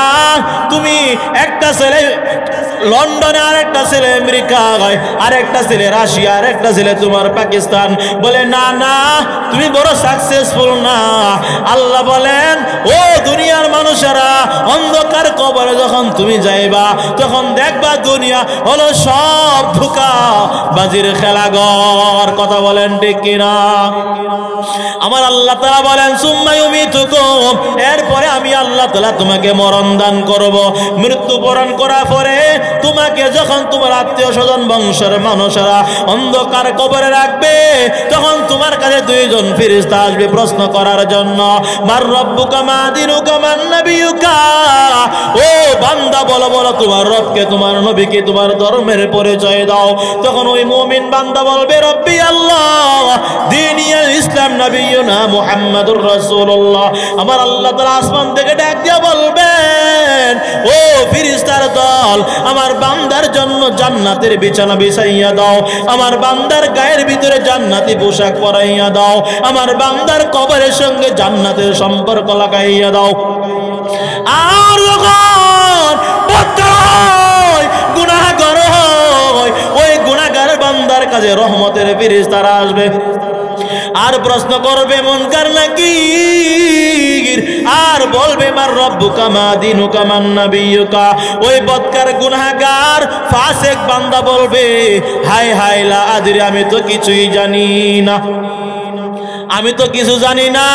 আমার আল্লাহ তার আসমান থেকে ডাক দিয়া বলবেন ফায়ুনাদি মুনাদিম মিনাস সামা আন কাযাবা আবদি আফরিজুহু মিনান নার ওয়া আলবিসুহু মিনান নার ওয়াফতাহু লাহু বাবান ইলান নার। ও ফেরেশতার দল আমি আল্লাহ তাআলা এই বান্দাকে দুনিয়াতে 70 বছর 80 বছর জিন্দেগি দান করেছিলাম, আমি আল্লাহ তাআলার নাজ নিয়ামত ভোগ করেছে, সূর্যের আলো চন্দ্রের আলো ভোগ করেছে, নদীর মাছ খেয়েছে, গাছের ফল ফ্রুট খেয়েছে, দুনিয়াতে আমার কুদরতি কদমে সেজদা দান করে নাই, আমি আল্লাহ তাআলা তাকে আর সুযোগ দিব না। ওই ফেরেশতারা শোনো শোনো, এই বান্দার কবরের সঙ্গে জাহান্নামের যোগাযোগ লাগাইয়া দাও, ওই বান্দার গায়ের ভিতরে জাহান্নামী পোশাক পরাইয়া দাও, ওই বান্দার বিছানা বিছাইয়া দাও জাহান্নামের বিছানা। আর জোরে বলেন নাউযুবিল্লাহ। আমার আল্লাহ তাআলা বলেন সুম্মা ইউমিতুকুম, এরপরে তোমাকে মরণ দান করব। মরণের পরে জিন্দেগি শেষ না। আস্তিক্যবাদী যারা তাদের বিশ্বাস হচ্ছে অন্ধকার কবর থেকে আমার আল্লাহ তাআলা হাসরের ময়দানে উঠাইবেন। সুম্মা ইউহয়িকুম, এরপরে আমার আল্লাহ তাআলা আবার এই বিষয়টি উত্তর পাড়ার গুরুস্থান আছে না নাই? কথা বলেন আছে না নাই? ওই গুরুস্থানের ভিতরে মুর্দা মানুষ আছে না নাই? আমার আল্লাহ তাআলা এক পুরা নাপাক পানি থেকে যেমন করে মানুষ বানাইলেন, এমন করে করে যখন কিয়ামতের সময় এসে যাবে, ভূমিকম্প কয়েকদিন আগে হয়েছে কিনা বলেন, কথা বলেন। ওই ভূমিকম্পের সময় সারা পৃথিবী আমার আল্লাহ তাআলা একটা জালজালা সৃষ্টি করে দিলেন আর জানায় দিলেন, ও কিশোরগঞ্জের মানুষ, আমি আল্লাহ তাআলা দুনিয়াটাকে কব্জা করে ফেলবো, দুনিয়াটাকে মোটের ভিতরে নিয়ে আসবো। আর ইসরাফিলকে ডাক দিয়ে বলবো, ও ইসরাফিল, এবার তোমার সিংহার মধ্যে ফু দাও, ফুৎকার দান করো, আর আসমান জমিন সব তছনছ হয়ে ধ্বংস হয়ে যাবে। আর ওই বিশ্বহাটি উত্তর পাড়ার গুরুস্থান থেকে শত শত মানুষ হাসরের ময়দানে হাজির হবে। কোন ময়দানে বলেন? হাসরের ময়দানে যখন হাজির হয়ে যাবে, হাসরের ময়দানে হাজির হওয়ার পর এমন কোন আমল নাই যা ফেরেশতারা রেকর্ড করে নাই। আজকে আমার বয়ান রেকর্ড হচ্ছে, আপনার কথাবার্তা চলাফেরা সব আল্লাহর রহমতের ফেরেশতারা কিরামান কাতিবিন রেকর্ড করতেছে, ঠিক কিনা বলেন? আল্লাহ পাক বলেন, কিরামান কাতিবিন ইয়ালামুনা মা তাফআলুন। ও দুনিয়ার মানুষেরা, তুমি যা করো, যা বলো, যা তুমি করবা, যা কিছু বলবা, সব কিছু আমার ফেরেশতারা রেকর্ড করতে আছে। আর ওই রেকর্ড হাসরের ময়দানে আমি আল্লাহ তাআলা সব কিছু প্রকাশ করে দিব। আর জোরে বলেন না সুবহানাল্লাহ, বলতেন না? তখন বান্দা বলবে, মালি হাযাল কিতাব লা ইউগাদিরু সগীরাতাও ওয়ালা কাবীরাতান ইল্লা হাসাহা। এটা এমন কিতাব যা ছোট থেকে ছোট, বড় থেকে বড় কোনো আমল ছাড়ে নাই। আমার আল্লাহ তাআলা বলবেন, সুম্মা ইউহয়িকুম, তারপরে তোমাকে আমি আল্লাহ তাআলা নতুন করে আবার জীবন দান করব। সুবহানাল্লাহ, বলতেন না? নতুন করে আমার আল্লাহ তাআলা জীবন দান করবেন। হাসরের ময়দানে সমস্ত মানুষ উলঙ্গ দাঁড়াবে, কোনো কাপড় নাই, কিন্তু জান্নাতি পোশাক পরাইয়া আমার আল্লাহ তাআলা আমার নবীকে হাসরের ময়দানে উঠাইবেন। সুবহানাল্লাহ, বলতেন না? আমার নবীকে আমার আল্লাহ তাআলা উলঙ্গ উঠাবেন না। আম্মা জান আয়েশা বলেন, ইয়া রাসূলুল্লাহ, ইয়া হাবিবাল্লাহ, ওগো আল্লাহর নবী, হাসরের ময়দানে আপনার বিবি, আপনার মেয়ে উলঙ্গ দাঁড়াবে, কেমন করে লজ্জা করবে। নবী আমার ডাক দিয়ে বলবেন, ও আয়েশা, শোনো, কিয়ামতের এমন ভয়ঙ্কর অবস্থা হবে, কে কাপড় পরিহিত, কে উলঙ্গ, কোনো খবরই থাকবে না। ওই সময় আমার আল্লাহ তাআলা একটা হুঙ্কার দিবেন, লিমানিল মুলকুল ইয়াউম, আজকের রাজত্ব কার? কেউ কোনো কথা বলবে না, সকলে সিজদায় পড়ে যাবে, নাফসি নাফসি বলবে। ঈসা, মূসা, সমস্ত নবীগণ সিজদায় পড়ে কাঁদবেন আর বলবেন, আল্লাহ আমাকে বাঁচাও, আমাকে বাঁচাও। ওই সময় আমি নবী সিজদায় পড়ে উম্মতি উম্মতি বলে কান্না করব। সুবহানাল্লাহ বলেন, আর জোরে বলেন না? ওই সময় আমার আল্লাহ তাআলা প্রত্যেকটা আদম সন্তানকে 5টা প্রশ্ন করবেন। বলেন কয়টা প্রশ্ন? 1 নাম্বার প্রশ্ন, আন উমরিহি ফিমা আফনা। ও দুনিয়ার বান্দা বান্দিরা, আমি আল্লাহ তাআলা তোমাকে জীবন দান করেছিলাম, ওই জীবনটা তুমি কোন কাজে খরচ করেছো? হিসাব দাও। জীবন পাইয়া তুমি আজান শুনেছ, নামাজ পড়ো না, তোমার কানে কোরআনের আওয়াজ শুনেছ, ওয়াজ তাফসীর শুনেছ, কিন্তু তুমি আমল করো নাই। তুমি গান শুনেছ, সিনেমা দেখেছ। ও বান্দা, তোমার জীবনের হিসাব দাও। 1 নম্বর প্রশ্ন। 2 নম্বর প্রশ্ন হবে, ওয়ান শাবাবিহি ফিমা আবলা। ও আমার যুবক ভাইরা, আমার আল্লাহ তাআলা কিয়ামতের কঠিন ময়দানে 2 নম্বর প্রশ্ন করবেন, ওয়ান শাবাবিহি ফিমা আবলা। ও দুনিয়ার মানুষেরা, তোমার যৌবনকালে হিসাব দাও, যৌবনকাল কোন কাজে খরচ করেছ? যৌবনকাল পাইয়া তুমি কি শুধু নারীদের পিছনে ঘোরাঘুরি করেছ, নাকি ওয়াজ মাহফিল, আলেম ওলামা, মাদ্রাসা, মসজিদের পিছনে সময় খরচ করেছ? হিসাব দাও। হিসাব না দেওয়া পর্যন্ত 1 কদম তুমি সামনে আগাতে পারবা না। জোরে বলেন সুবহানাল্লাহ, আর জোরে বলেন না? তিন নাম্বার প্রশ্ন আবার আল্লাহ তাআলা কিয়ামতের ময়দানে সমস্ত মানুষকে প্রশ্ন করবেন। তিন নাম্বার প্রশ্ন, ও মিন আইনা ইকতাসাবা, তো বান্দা তুমি যে সম্পদ কামাই করেছ, তুমি কোন পথে মাল কামাই করেছ? হিসাব দাও, হিসাব দাও। মানুষের ঘরে চুরি ডাকাতি করেছ নাকি হালাল তরিকায় কামাই করেছ? হিসাব দাও, হিসাব দাও। কথা বলেন। ওই এক ওয়াজে গিয়েছিলাম, হুজুর দেখাইতেছেন, আমাকে বলতেছেন মাওলানা দেখেন এই ভৈরবের রোডে একবার ওয়াজ করে আমি যখন রওনা দিলাম, এক ডাকাতের গোষ্ঠী আটকাইয়া বলতেছে, হুজুর যা আছে দিয়া দেন, দিয়া দেন, নতুবা আপনাকে আজকে জবাই করে ফেলবো। এমন আছে না নাই? কত সুন্দর করে বলো, হুজুর যা কিছু আছে দিয়া দেন, দিয়া দেন, নতুবা কিন্তু আজকে আপনাকে খতম করে ফেলবো। হুজুর একটু জোরাজুরি করছেন, সাথে সাথে একটা ফুস মারছে, ওই ফুসের দাগটা এখনো হাতের মধ্যে আছে। হুজুর বলতেছে, ভাই রাস্তাঘাটে চলাফেরা বড় মুশকিল। কথা বলেন ঠিক কিনা? মানুষের হাতে মানুষের পেটে তুমি চুরি ডাকাতি করেছ, হামলা মামলা করেছ, নাকি হালাল তরিকায় তুমি কামাই করেছ? হিসাব দাও, হিসাব দাও। সুবহানাল্লাহ জোরে বলেন। ওফিমা আনফাকাহু, বান্দা তোমার মাল সম্পদ যে কামাই করেছ কোন পথে খরচ করেছ? 4 নাম্বার প্রশ্ন।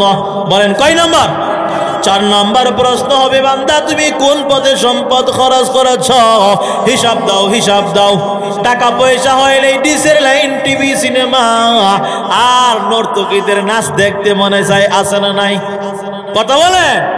ইমাম সাহেব যখন গানের বিরুদ্ধে বয়ান করে তখন মেজাজ গরম হয়ে যায়। এমন বহু কাহিনী আমাদের আছে জানা। বিবাহ যখন অনুষ্ঠান হয় তখন যাত্রার মহিলা, নর্তকী মহিলাদেরকে আইনে সাইরা তারপর নাচানাচি গান বাজনা করে। হুজুর যখন তার প্রতিবাদ করে তখন ওই গুনাহগার ব্যক্তি, পয়সাওয়ালা লোক হুজুরের বিরুদ্ধে অ্যাকশন নেয়। কথা বলেন আছে না নাই? আছে না নাই? ইমাম সাহেবকে পর্যন্ত বিদায় দিয়া দে। আমার আল্লাহ বলেন, ও বান্দা তুমি যে কামাই করেছ তোমার কামাই হিসাব দাও। আজকের কিয়ামতের ময়দানে এক কদম তুমি সামনে আগাতে পারবা না, এক কদম তুমি পিছনে যাইতে পারবা না। তোমার মাল সম্পদ কোন পথে খরচ করেছ? হিসাব দাও, হিসাব দাও। ওয়াজ মাহফিলের জন্য গেলে বলে এত ওয়াজ লাগে নাকি মিয়া, ওয়াজ পাইছো, একটা রাজনীতি পাইছো।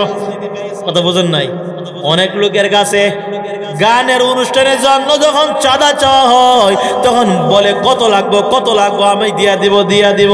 আর ওয়াজের জন্য যখন চাঁদা চাওয়া হয় তখন তার মেজাজ গরম হয়ে যায়। এমন লোক আছে না নাই? আছে না নাই? অনেক গরিব মিসকিন পর্যন্ত তার কাছে 1 পয়সা পায় না, এমন লোক আছে না নাই? আমার আল্লাহ তাআলা বলেন, ওয়া আম্মা সাইলা ফালা তানহার, ও দুনিয়ার মানুষেরা যখন কোনো ভিক্ষুক তোমার কাছে প্রশ্ন করে চায় তখন তুমি তাকে ধমক দিবা না, ধমক দিবা না। কথা বলেন ঠিক কিনা? কিন্তু আমাদের সমাজ কেমন কেমন, উল্টো আরো ধমক দিয়া দেয়, ধমক দিয়া দেয়। এমন আছে না নাই? একটা বলবো না, কষ্ট গো, একটা ঘটনা বলবো আপনাদের, কষ্ট দিচ্ছে আপনাদের। তাহলে এক ব্যক্তির কাছে যখন একটা ভিক্ষুক চলে আসলো, মহিলা তার বিবিকে সহ সে খানা খাচ্ছিল দুপুরের বেলায়। দুপুর বেলা যখন তার বিবিকে নিয়ে মজা করে খানা খাচ্ছিল, এমন সময় একটা ভিক্ষুক চলে আসলো। ভিক্ষুক, ভিক্ষুক তো বুঝেন, ভিক্ষা যা করে। ওই ভিক্ষুক এসে বলতেছে, ভাই আমাকে একটু খানা দিবেন, একটু খানা দিবেন। তখন স্বামীর মেজাজটা বড় গরম হয়ে গেল। এই এখন আমার বিবির সঙ্গে আমি খানা খাচ্ছি, তুমি আমার মাঝখানে কেন বাধা দিলা? গেট আউট, এখান থেকে তুমি চলে যাও, চলে যাও। আমার আল্লাহ তাআলার চাবি ঘুরাইয়া দিলেন। আমার আল্লাহ তাআলা চাবি ঘুরাইয়া দেওয়ার মালিককে জোরে বলেন, আরো জোরে বলেন। আমার আল্লাহ তাআলা চাবি কেমন করে ঘুরাইলেন? ওই ব্যক্তি আস্তে আস্তে আস্তে আস্তে গরিব হতে শুরু করলো। তার ধন সম্পদ শুধু বরবাদ হচ্ছে, বরবাদ হচ্ছে, ক্ষতি হচ্ছে। এক পর্যায়ে ওই বিবি বলতেছে, ওই তোমার সঙ্গে আর সংসার করার কোনো উপায় নাই। স্বামীও বলতেছে, তুমি থাকলে থাকো, না থাকলে তুমি চলে যাও। সব কথা বলে ফেললাম। এমন করে যখন বিবি বিদায় হয়, আমার আল্লাহ তা ওই ভিক্ষুক যে ভিক্ষা করতে এসেছিল তাকে যে দমকাইয়া ফেরত পাঠাইয়া দিয়েছিল, তাকে আমার আল্লাহ তাআলা ধনী বানাইয়া দিলেন। ধীরে ধীরে ধীরে ধীরে আস্তে আস্তে সে ধনী হয়ে গেল। সুবহানাল্লাহ বলেন।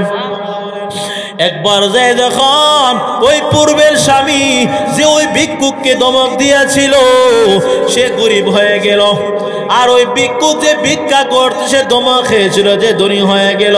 ওই মহিলা যে বিবি তার সঙ্গে খানা খাচ্ছিল, ওই মহিলা ওই ভিক্ষুক যাকে ধমক দিয়েছিল তার সঙ্গে তার বিবাহ হয়ে গেল। আমার আল্লাহ তাআলা চাবি ঘুরাইয়া দিলেন, চাবি ঘুরাইয়া দিলেন। ওই ভিক্ষুক সে যখন ভিক্ষা করতে করতে যখন ওই বিবির কাছে চলে গেল, বিবির দুয়ারে। কোন বিবির দুয়ারে বলেন? যে বিবির সঙ্গে দুপুরের বেলায় সে খানা খাচ্ছিল, এমন সময় ভিক্ষুককে ধমক দিয়ে তাড়াইয়া দিয়েছিল। আমার আল্লাহ তাআলা তাকে উল্টা ভিক্ষুক বানাইয়া ওই ভিক্ষুকের দরজায় যে ভিক্ষুককে ধমক দিয়েছিল আজকে সেই ধনী হয়ে গেল। ওই বিবির কাছে যখন সে ভিক্ষা করার জন্য চলে গেল আর বলতেছে, ভাই আমাকে এক লুকমা খানা দিবেন কি, আমাকে এক লুকমা খানা দিবেন কি? এই কথা যখন বলতেছে ওই মহিলা তখন কান্না জড়িত কণ্ঠে কান্না শুরু করলো। স্বামী বলতেছে, ও গো আমার প্রাণের বিবি, তুমি কেন কান্না করছো, কেন কান্না শুরু করছো? বিবি বলতেছে, ও গো আমার স্বামী, আমি কেন কান্না করতেছি শুনেন। আমার যে লোকটা আমার কাছে চলে আসতো ভিক্ষা করার জন্য, ওই লোকটাই ছিল আমার পূর্বের স্বামী। সুবহানাল্লাহ বলবেন না? আর জোরে বলেন না? তাহলে কে চাবি ঘুরায় দিলেন? ভিক্ষুককে আমার আল্লাহ তাআলা ধনী বানাইলেন। ধনীকে আমার আল্লাহ তাআলা কি বানাইলেন? সকাল বেলার ধনীর তুই ফকির সন্ধ্যাবেলা। কথা বলেন ঠিক কিনা? এই জন্য আমার যুবক ভাইয়েরা, আমার পর্দার মা বোনেরা গো, আমার যুবক ভাইয়েরা, এই টাকা পয়সা পাইয়া আল্লাহ তাআলা নাফরমানি কোনো কাজ করা যাবে না। মাদ্রাসার জন্য, মসজিদের জন্য, এতিম মিসকিনদের পিছনে খরচ করা লাগবে। কথা বলেন ঠিক কিনা? 5 নম্বর প্রশ্ন করা হবে, ও বান্দা তুমি যতটুকু আমল করেছ এর উপরে কতটুকু আমল করেছ হিসাব দাও, হিসাব দাও। ও বান্দা নামাজ পড়া ফরজ, রোজা রাখা ফরজ, পর্দা করা ফরজ, হজ করা ফরজ, হালাল তরিকায় কামাই করা ফরজ। তুমি যতটুকু জেনেছিলে কতটুকু আমল করেছিলে? ও বান্দা তুমি হিসাব দাও, হিসাব দাও। আজকে আমাদের সমাজে এক শ্রেণীর মানুষ বলে, আমরা না জানি না গুনাহ করি, না জানি না গুনাহ করি। এমন বলনেওয়ালা আছে না নাই? না জানি আবার গুনাহ করো কি লিগা? তুমি জানলা না কেন গুনাহ করলা না, গুনাহ কেন করলা, ডবল অপরাধ। কথা বলেন ঠিক কিনা? এই জন্য আল্লাহ পাক বলেন, সুম্মা ইউহয়িকুম, ওর পরে আমি আল্লাহ তাআলা তোমাকে হাসরের ময়দানে আবার জীবিত করব, তারপরে তোমার জিন্দেগির হিসাব নিব। এই জন্য আমার যুবক ভাইরা, আলোচনা দীর্ঘ করা যাবে না। সূরাতুল বাকারা, সূরাতুল বাকারার 28 নম্বর আয়াতে আমার আল্লাহ তাআলা মানুষের জীবনে পুরো ইতিহাস তুলে ধরেছেন। আল্লাহ বলেন, কাইফা তাকফুরুনা বিল্লাহ, ও দুনিয়ার মানুষেরা তোমরা কেমন করে আল্লাহ তাআলার নাফরমানি করো? তোমাদের জীবনে কোনো অস্তিত্ব ছিল না। আমাদেরকে অস্তিত্বের মধ্যে কে নিয়ে আসলেন? কে নিয়ে আসলেন? জোরে বলেন, জোরে বলেন। অস্তিত্বের মধ্যে আমার আল্লাহ তাআলা নিয়ে আসলেন। আল্লাহ বলেন, তোমাদেরকে আমি আল্লাহ তাআলা হায়াত দান করলাম, এরপরে মরণ দান করব। মরণ থেকে তুমি কেউ বাঁচতে পারবে না। কথা বলেন ঠিক কিনা? আরো জোরে বলেন। 2 ভাইয়ের ঘটনা বলতেছি, শুনবেন না? কষ্ট হবে। এক ভাই খুব নামাজি, পরহেজগার, খুব আমলওয়ালা বুজুর্গ, আর এক ভাই সুদ খায়, ঘুষ খায়, সে বেনামাজি, ততটা আলেম ওলামা পছন্দ করে না। তখন যে ভাই একটু ভালো মৌলানা টাইপের আলেম, সে বলতেছে, ভাই তুমি যে তোমার বিবির জন্য পাগল হয়েছ, তোমার বউর জন্য পাগল হয়েছ, তোমার দুনিয়ার জন্য পাগল হয়েছ, সব কিছু দুকা, সব কিছুই পর, তুমি কেন পাগল হয়েছ? এর পিছনে পড়বা না, পড়বা না। তখন ওই ভাই বলতেছে, ওরে ভাই তুমি তুমি যে আমাকে নসিহত করতেছ, আমার বিবি আমার দুশ্মন, আমার পর, আমার ছেলে, আমার মেয়ে, আমার মা, আমার বাবা সব পর, আমি কেমন করে বুঝতে চাই, তুমি আমাকে একটু বুঝাইয়া দাও। তখন ওই ভাই বলতেছে, যদি বুঝতে চাও তাহলে একটু আমার সঙ্গে তোমার কথা শুনতে হবে। আজকে তুমি ঘরে যাইবা, ঘরে যাওয়ার পর মরার বান্দরবা, আসলে মরবা না, মরার একটা ভান ধরবা। বলেন কি ধরবা? মরার বান্দরবার ঘরের ভিতরে পড়ে যাইবা। পরে গিয়ে তুমি নাকের মুখের দিয়ে ভিতর থেকে ফেনা ছুটাইয়া দিবা। আর তখন আমি যাব ঘরের ভিতরে, যা করার আমি করব। তখন ওই ব্যক্তি ঘরের ভিতরে যাওয়ার পর তার ঘরের ভিতরে সে অচেতন হয়ে গেল। ওই মৌলানা ভাই বলতেছেন, ওই ভাই তো দুনিয়া থেকে বিদায় হয়ে যাবে, তার শরীরের মধ্যে একটা বিষ আছে। তখন বিবি বলতেছে, হায় রে আমার স্বামী, যাকে পাইলে বাঁচি, না পাইলেই মরে। ওরে আমার স্বামী, তুমি কেন চলে গেলে? এমন স্বামী স্যার আমি কেমন করে বাঁচবো? মা বলতেছে, ও গো আল্লাহ, আমার পাকা ধান কাটার সময় তুমি কেন কাঁচা ধান কাটলা? অর্থাৎ আমার মরণের সময় হয়েছে, তুমি তো আমাকে নিতেছিলে, আমার ছেলেকে কেন নিলে? এমন করে কান্না করতেছে। আর বাবাও বলতেছে, ও গো আল্লাহ, আমার তো মরণের সময় এসেছিল, তুমি তো আমাকেই নিতেছিলে, আমার সিরিয়াল ছিল, আমার ছেলেকে কেন নিলে? এমন করে করে কান্না করতেছে। ওই ছেলে মেয়েও কাঁদতেছে, ও গো আল্লাহ, ওর আব্বাকে তুমি কেন নিলা? আমাদেরকে নিয়ে নিতা। এমন কথাগুলি ওই বাবা শুনতেছে কিনা বলেন? মরণের ভান করে যে শুয়ে আছে, ওই লোক ঠিকই শুনতেছে। তখন ওই মৌলানা ট্রাফের ভাই বলতেছে, একটু ভালো বুজুর্গ, সে বলতেছে, আমার ভাইকে যদি জীবিত করতে চাও, আমার ভাইয়ের হায়াত যদি তুমি পাইতে চাও, তাহলে তার বিষটাকে অন্য একজন গ্রহণ করতে হবে। তখন বিবির কাছে গিয়ে বলতেছে, ওরে বিবির কাছে গিয়ে বলতেছে, ভাবি, আমার ভাই তো সুস্থ হবে, তবে তার বিষটাকে আপনার নিতে হবে। তখন বিবি বলতেছে, আমি কি বিয়া বয়ে আসতাম তাইনের বিষ নিবার? কথা বুঝেন নাই?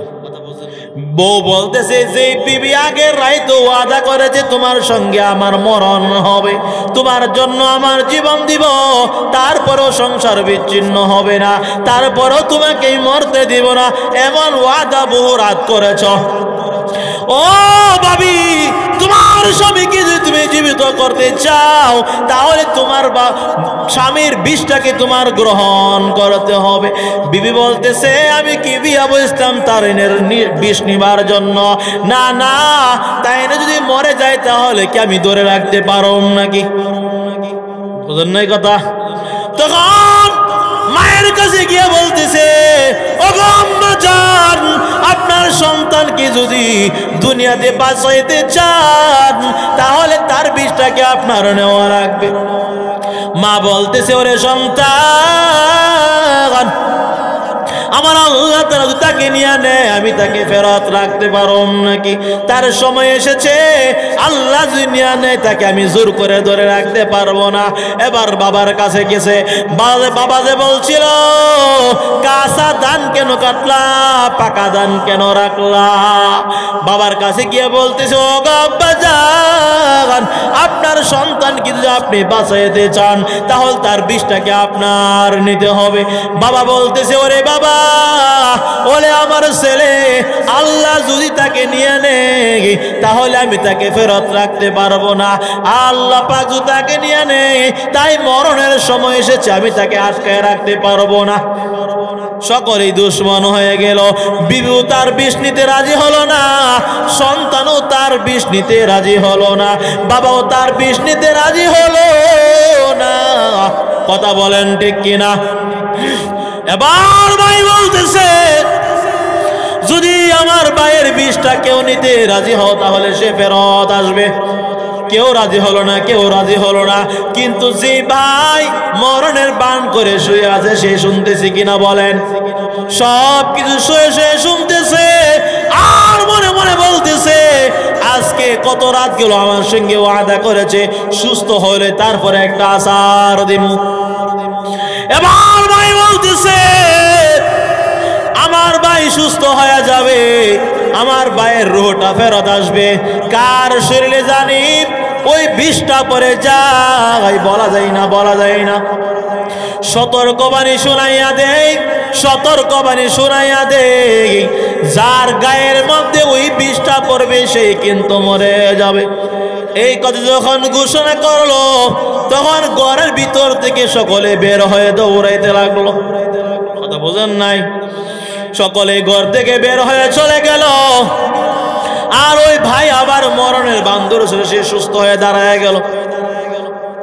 আর বলতেছি ভাই আমি আবার বুঝতে পারলাম আমার বিবি আমার আপন না, আমার মা আমার আপন নয়, আমার বাবা আমার আপন নয়, আমার ছেলে আমার মেয়ে সব হচ্ছে ধোঁকাবাজি, ঠিক কিনা?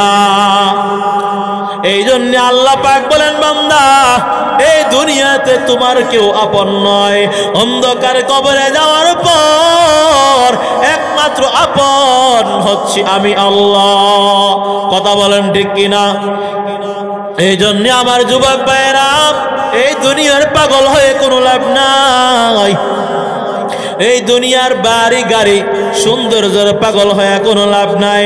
এই দুনিয়াতে যখন আমি চলাফেরা করব আমার মাথার ভিতরে রাখতে হবে আমার নবী বলেছেন মুতু কবলা আন তামুতু, মরবার আগে মরো, হাসিবু কবলা আন তুহাসাবু। উম্মতেরা তোমাদের থেকে হিসাব নেওয়ার আগে তোমার হিসাব তুমি মিলাইয়া নাও।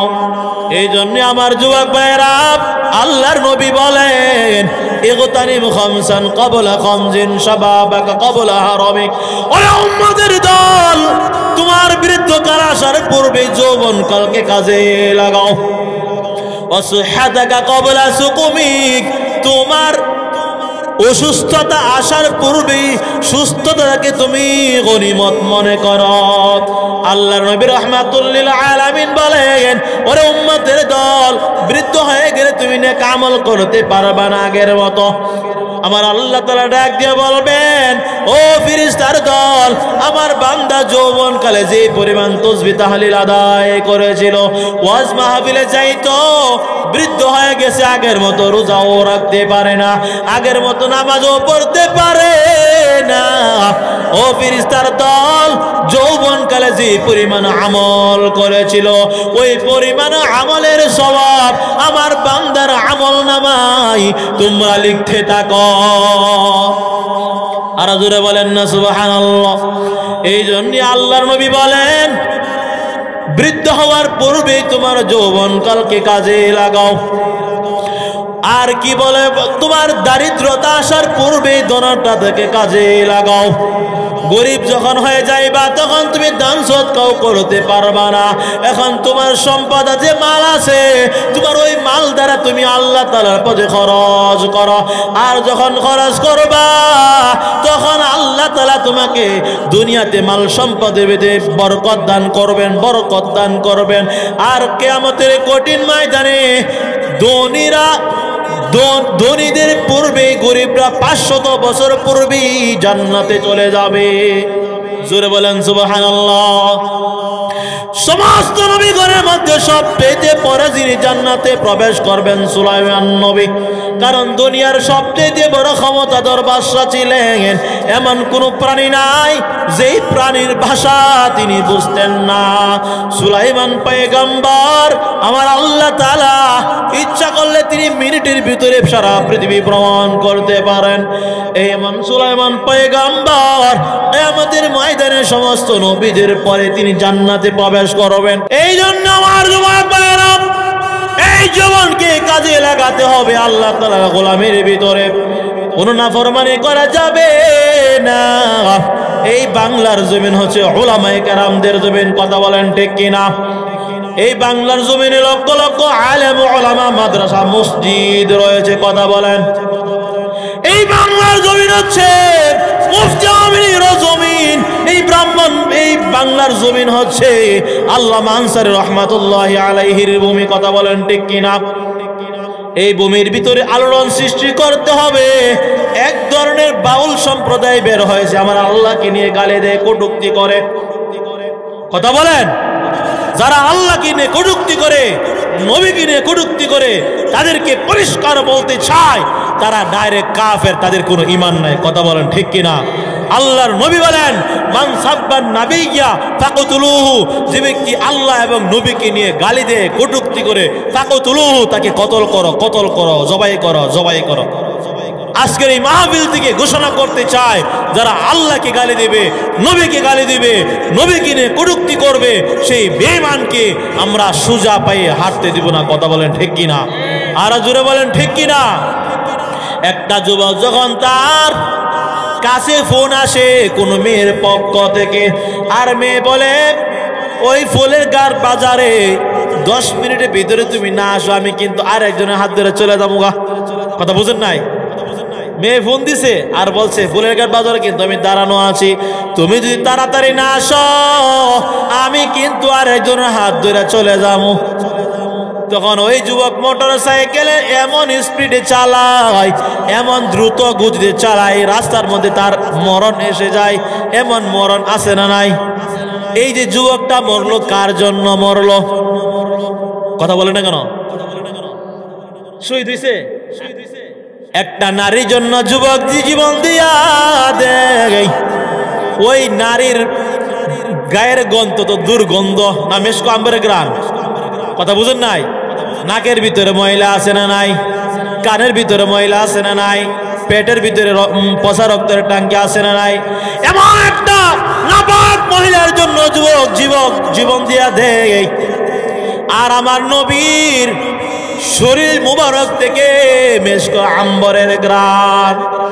আরো জোরে বলেন না? আম্মা জান আয়েশা বলেন, কোন অনুষ্ঠান যদি হইতো গো, তাহলে আমার নবীর ঘাম মুবারক মেশকো আম্বর হিসেবে ব্যবহার করতাম। সুবহানাল্লাহ বলেন আপনারা। কি আপনাদের ঘুম ধরছে? আপনাদের ঘুম ধরছে? আর জোরে বলেন সুবহানাল্লাহ। আমাকে আমার আল্লাহ তাআলা কেমন নবী দান করেছেন। আম্মা জান আয়েশা বলেন, ও দুনিয়ার মানুষেরা শুনো শুনো, লানা শামসুন ওয়ালিল আফাকি শামসুন ওয়া শামসি আফদালু মিন শামসিস সামাই। ও দুনিয়ার মানুষেরা শুনো শুনো, দুনিয়ার মানুষের জন্য একটা সূর্য আছে, আমি আয়েশার জন্য একটা সূর্য আছে। আর আমি আয়েশার সূর্য উদিত হয় আমার ঘরে ঈশার নামাজের পর। আর বিশ্বের মানুষের জন্য যে সূর্য আছে, ওই সূর্য উদিত হয় ফজরের নামাজের পর। জোরে বলেন সুবহানাল্লাহ। বুখারী শরীফের ব্যাখ্যা গ্রন্থ ইরশাদুল কারি ইলা সহিহিল বুখারী, ওই গ্রন্থের মধ্যে মুফতি আব্দুর রশিদ রাহমাতুল্লাহি আলাইহি উল্লেখ করেছেন, আমার নবী রাহমাতুল লিল আলামিন, রাহমাতুল লিল আলামিনের বিবি ছিলেন আম্মা জান আয়েশা। বলেন নবীজির বিবির নাম কি? কি কথা বলেন না কেন? নবীজির বিবির নাম কি? আম্মা জান আয়েশা বলেন, আমি একটি হারানো সুই তালাশ করে পাচ্ছিলাম না। আমার নবী যখন ঈশার নামাজের পর আমার ঘরের ভিতরে তাশরিফ আনলেন, আগমন করলেন, আমার নবীর চেহারায় আনোয়ারের বরকতে আমার ওই হারানো সুইটা পেয়ে গেলাম। আরো জোরে বলেন না? তাহলে একটা যুবক যদি নারীর পাগল হইয়া জীবন দিয়া দিতে পারে, আমরা হলাম নবীর উম্মত, আমরা নবীর আশিক। আমার নবীকে গালি দিবে কোন বেঈমান নাস্তিক ব্লগার আমার নবীকে গালি দিবে, একটা উম্মত দুনিয়াতে থাকতে তা সুযোগ দেওয়া হবে না। কথা বলেন ঠিক কিনা? আমার নবী বলেন, লা ইউমিনু আহাদুকুম হাত্তা ইয়াকুনা হাব্বা ইলাইহি মিন ওয়ালিদিহি ওয়া ওয়ালাদিহি ওয়ান নাসি আজমাইন। ওরে উম্মতের দল, তোমার বাবার চেয়ে, তোমার মেয়ের চেয়ে, তোমার মায়ের চেয়ে, তোমার সন্তানের চেয়ে, এমনকি দুনিয়ার সকল মাখলুকের চেয়ে যতক্ষণ পর্যন্ত আমি নবীকে ভালোবাসা না দিবা, ততক্ষণ পর্যন্ত তুমি প্রকৃত মুমিন হতে পারবা না। জোরে বলেন সুবহানাল্লাহ। আর জোরে বলেন না? একজন সাহাবী খেজুরের বাগানে পানি দেয়। কথা বলেন। খেজুরের বাগানে পানি দেয় সাহাবী, হঠাৎ শুনতে পাইল নবী নাই, নবী নাই, নবী নাই। খেজুরের বাগানে নবীর আশিক সাহাবী খেজুরের বাগানে পানি দেয়, যখন সে শুনতে পাইল নবী নাই নবী নাই, ওই সাহাবী আল্লাহর কাছে বলে, গো আল্লাহ, যেই চক্ষু দুইটা রিজার্ভ করেছিলাম আমার দয়াল নবীকে দেখার জন্য, আমার নবী যখন দুনিয়াতে নাই, আমি ওই সাহাবী চক্ষু রাখতে রাজি নয়, তুমি আল্লাহ আমাকে জীবনের জন্য অন্ধ বানাইয়া দাও। সাথে সাথে আমার আল্লাহ তাআলা ওই সাহাবীকে অন্ধ বানাইয়া দিলেন। সুবহানাল্লাহ। বাইরে কি কইেন? আর জোরে বলেন সুবহানাল্লাহ। আওয়াজ হবে সুবিধাজনক না, আর জোরে বলেন। একজন সাহাবী, বলবো না কষ্ট হইতেছে, যখন শুনতে পাইল নবী নাই নবী নাই, নবী আমার দুনিয়াতে বেঁচে নাই, নবী আমার দুনিয়াতে বাকি নাই, এখনো দুনিয়াতে বেঁচে নাই, এই কথা যখন শুনতে পাইল, উহুদের ময়দানে মহিলা দৌড়ায়, ওগো মহিলা, তোমার স্বামী শহীদ হয়ে গেছে, উহুদের ময়দানে গিয়ে লাভ নাই। মহিলা বলতেছে, আমার স্বামী শহীদ হয়েছে কিনা জানতে চাই না, আমার যুবক ভাইরা আল্লাহর নবীর জন্য কেমন আশিক ছিলেন সাহাবায়ে কেরাম। একজন মহিলা উহুদের ময়দানে দৌড়ায়, একজন লোক বাধা দিল আর বলতেছে, ওগো মহিলা, তুমি যে দৌড়াচ্ছ উহুদের ময়দানে, তোমার স্বামী তো শহীদ হয়ে গেছে, তোমার ভাই তো উহুদের ময়দানে শহীদ হয়ে গেছে, তোমার সন্তান তো উহুদের ময়দানে শহীদ হয়ে গেছে।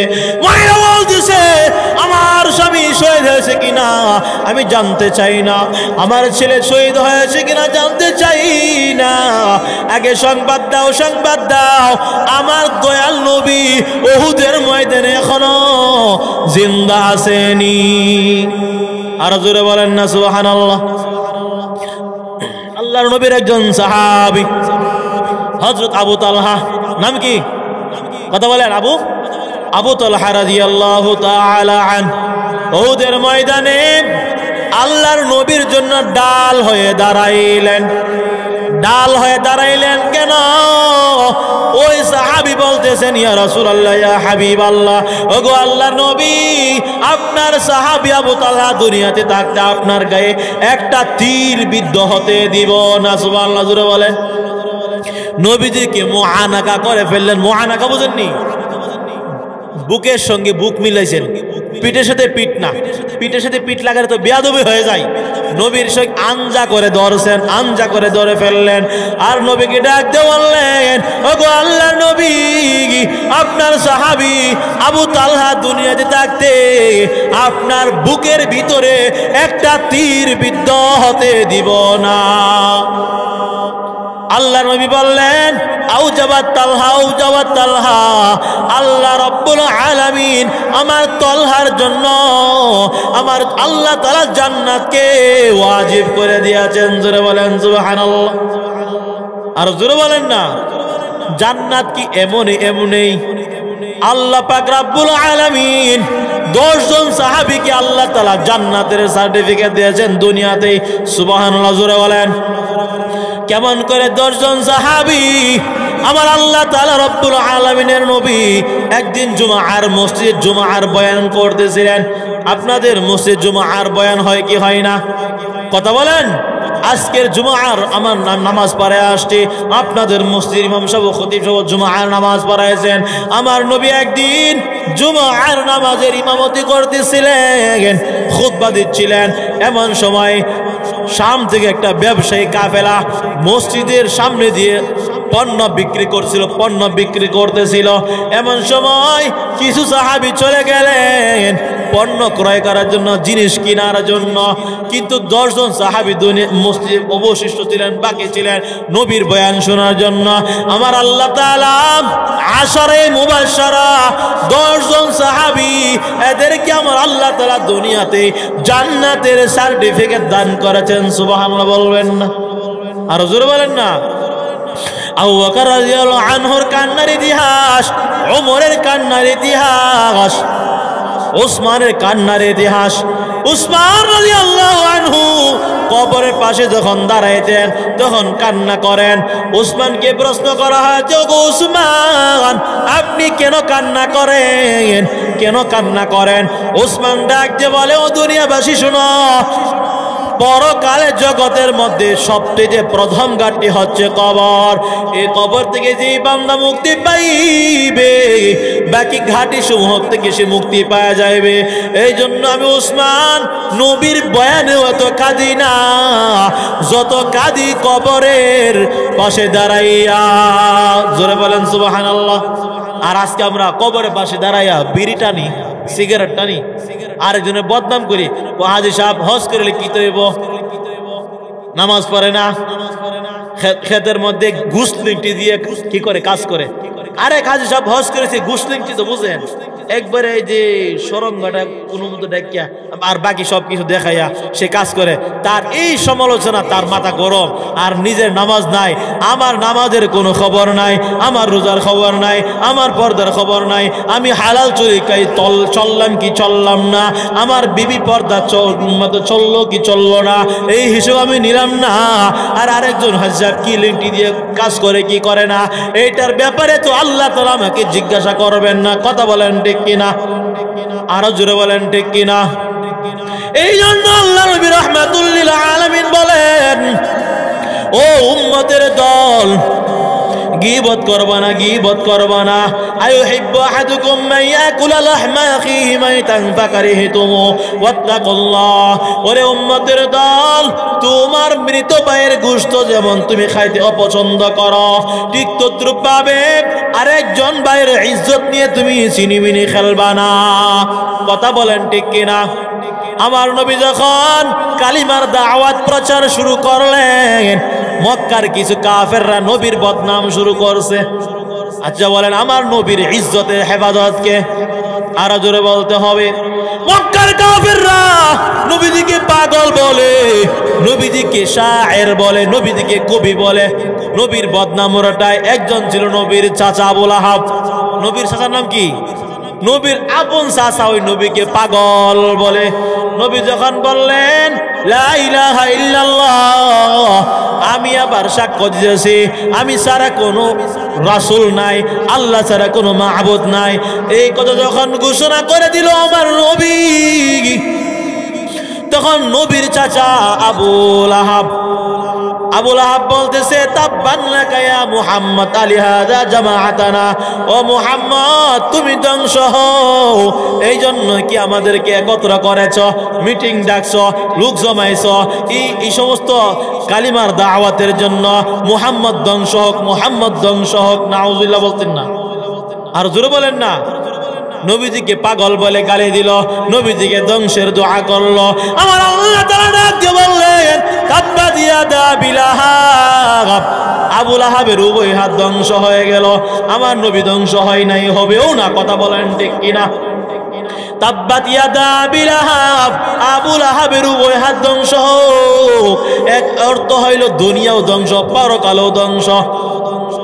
দুনিয়াও ধ্বংস, পরকালও ধ্বংস। নবীর দুশমনি করার কারণে মা আগনা আনহু মালুহু ওয়া মা কাসাবা, তার সন্তান সন্ততি কোনোটাই কোনো কাজে আসে নাই। ছেলে মেয়ে, স্ত্রী পুত্র, পরিবার পরিজন, দুনিয়ার সম্পদ কোনোটাই কোনো কাজে আসে নাই। অমরাতুহু, তার বিবি আছে উম্মে জামিল। আবু লাহাবের বউর নাম কি? উম্মে জামিল। উম্মে জামিলও নবীর বদনাম করত, মুহাম্মদ পাগল, মুহাম্মদ পাগল। রাস্তাঘাটে হাটে বাজারে বদনাম করে মুহাম্মদের কাছে যাইবে না, তার তেলাওয়াত শোনা যাবে না। ঠিকই দেখা গেল আমার আল্লাহ তাআলা কাফেরদের অন্তরের ভিতরে ভয় ঢুকায়া দিল। আরে উম্মে জামিল নেতা নেত্রী কেন লাগছে? আসলে দেখতে হলে আসলে কি পাগল নাকি ভালো লোক দেখতে হবে। এবার কাফেররা চলে গেল নবীর চেহারা দেখতে, পাগল নাকি ভালো লোক দেখতেই হবে।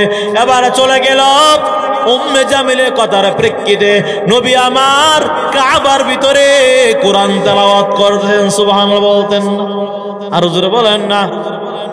এবার সমস্ত কাফেররা যখন চলে আসলো নবীজিকে দেখার জন্য, নবী আমার কোরআন তেলাওয়াত করতেছেন, কাবা ঘরের ভিতরে কোরআন তেলাওয়াত করতেছে। কাফেররা এসে দেখতে পাইল এত সুন্দর চেহারায় আনোয়ার, নবীজির চেহারার আলোতে মক্কা ঘরের কাবা ঘরের দেওয়াল পর্যন্ত আলোকিত হয়ে গেল।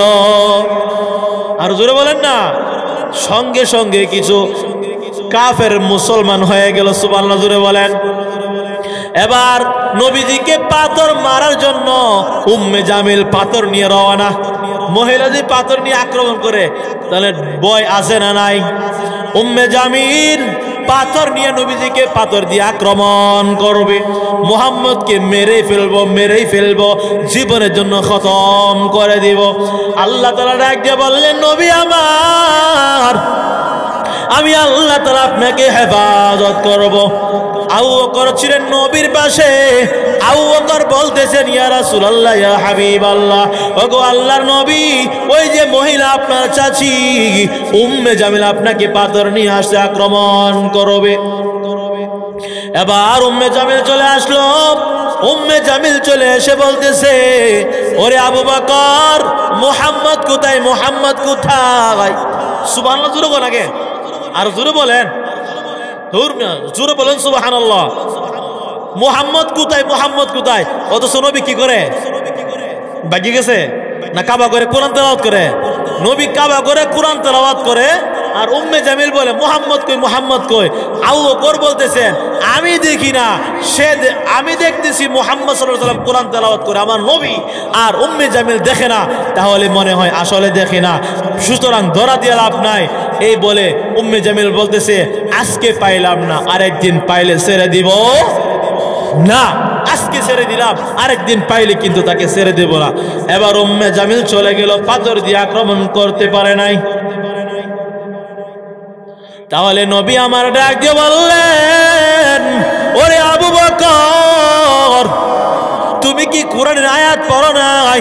ওয়াইদা করাতাল কোরআন জাআলনা বাইনাকা ওয়া বাইনাল্লাযীনা লা ইউমিনুনা বিল আখিরাতি হিজাবাম মাসতুরা।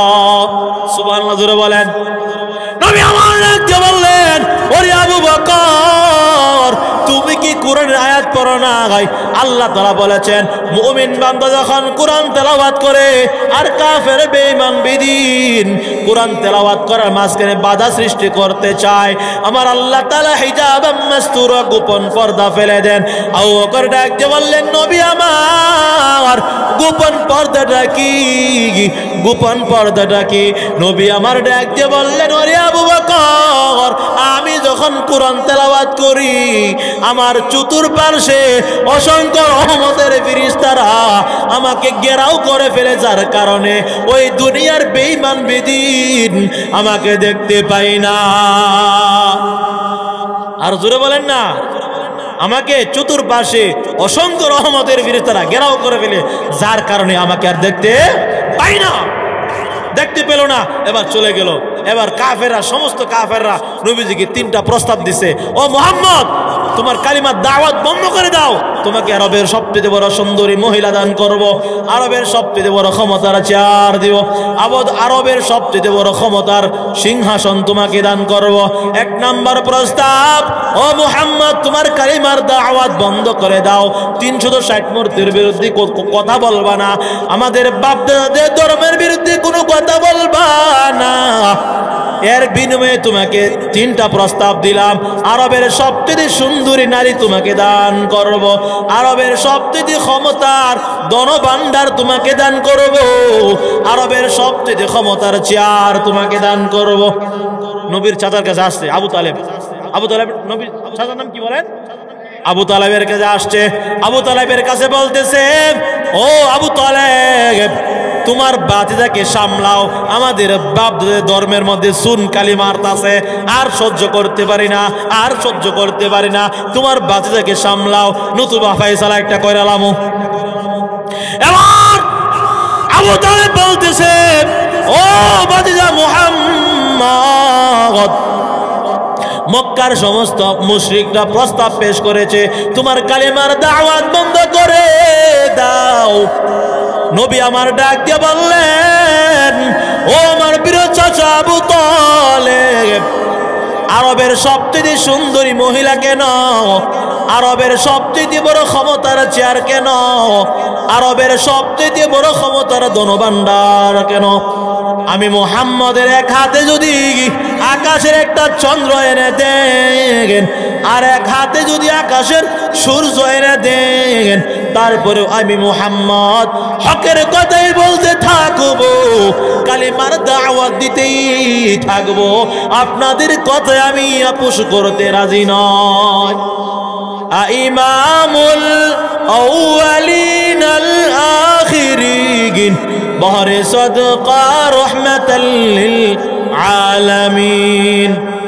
তাহলে আমার নবীর শ্রেষ্ঠত্ব আছে না নাই? কথা বলেন। সেই নবীর জন্য পাগল হওয়ার দরকার আছে না নাই? শামসুল হক ফরিদপুরি রহমাতুল্লাহি আলাইহি বলেন, দুনিয়ার সকল মানুষ পাগল, কেউ টাকার পাগল, কেউ গাড়ির পাগল, কেউ নারীর পাগল। কথা বলেন। তাহলে দুনিয়ার পাগল হয়ে লাভ নাই, টাকার পাগল হয়ে লাভ নাই, গাড়ির পাগল হয়ে লাভ নাই, নারীর পাগল হয়েও কোনো লাভ নাই। কথা বলেন ঠিক কিনা? আল্লাহর নবী বলেন, জান্নাতের ভিতরে হুরুল গিলমান তোমার জন্য অপেক্ষা করতেছে। এমন হুরুল গিলমান আমার আল্লাহ তাআলা হাশরের ময়দানে কিয়ামতের দিনে জান্নাতি বান্দাদেরকে ডাক দিয়ে বলবেন, ও জান্নাতি পুরুষ, তোমাকে আমি আল্লাহ তাআলা আপাতত 70 জন হুরুল গিলমান দান করলাম। কয়জন? 70 জন। প্রথমই দুনিয়াতে এক বউলেই চলতে কষ্ট, 12 জনের কাজ্জা ঝগড়াঝাটি আছে না নাই? আর কিয়ামতের ময়দানে যখন আপনাকে জান্নাত দান করবেন, আমার আল্লাহ তাআলা হাশরের ময়দানে প্রত্যেক জান্নাতি পুরুষকে প্রথম অবস্থায় 70 জন হুরুল গিলমান বিবি দান করবেন। আরো আস্তে কোন, আরেকটু আস্তে কোন।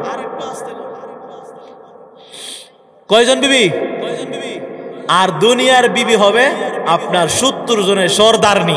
সুবহানাল্লাহ জোরে কোন, আরো জোরে কোন। দুনিয়াতে কয়টা বিবাহ জায়েজ আছে? কতটা? 1 2 3 4। তাও সমানভাবে দিতে হবে। একজনকে বেশি আদর, আর একজনের কোনো খবর নাই, তা চলবে না। কথা বলেন। একজনের জন্য খুব পাগল, তাহলে আপনি হিটারে করলেন কি লিগা? কথা বলেন ঠিক কিনা? আরো জোরে বলেন। অনেক লোক আছে 1টা 2টা 3টা 4টা করে, কিন্তু একটা নিয়ে সংসার করি, আর বাকিগুলো খবর নাই। আমার আল্লাহ তাআলা কিয়ামতের দিন প্রশ্ন করবেন, তুমি কেন ইনসাফ করতে পারো নাই, সমান আদর করতে পারো নাই? একজনের জন্য গরুর গোশত, আর একজনের জন্য শুটকি ভর্তা। কথা বুঝেন নাই? আরেকজনের জন্য কোনো খবরই নেই, ফোন দেয় না, খবর লয় না। আমার আল্লাহ তাআলা রব্বুল আলামিন, ফানকিহু মা তাবা লাকুম মিনান নিসা মাসনা ওয়া সুলাসা ওয়া রুবা। আল্লাহ বলেন, ও দুনিয়ার নারী পুরুষ, দুনিয়াতে তোমাদেরকে আমি আল্লাহ তাআলা 4টা বিবাহের অনুমতি দিলাম। কয়টা বিবাহ বলেন? 1 2 3টা। একটা তুমি প্রথম করবা, তারপরে তোমার প্রয়োজন হয় শরীয়ত সাপেক্ষে তুমি 1টা 2টা 3টা করবা, এটা তোমাকে অধিকার দেওয়া হয়েছে।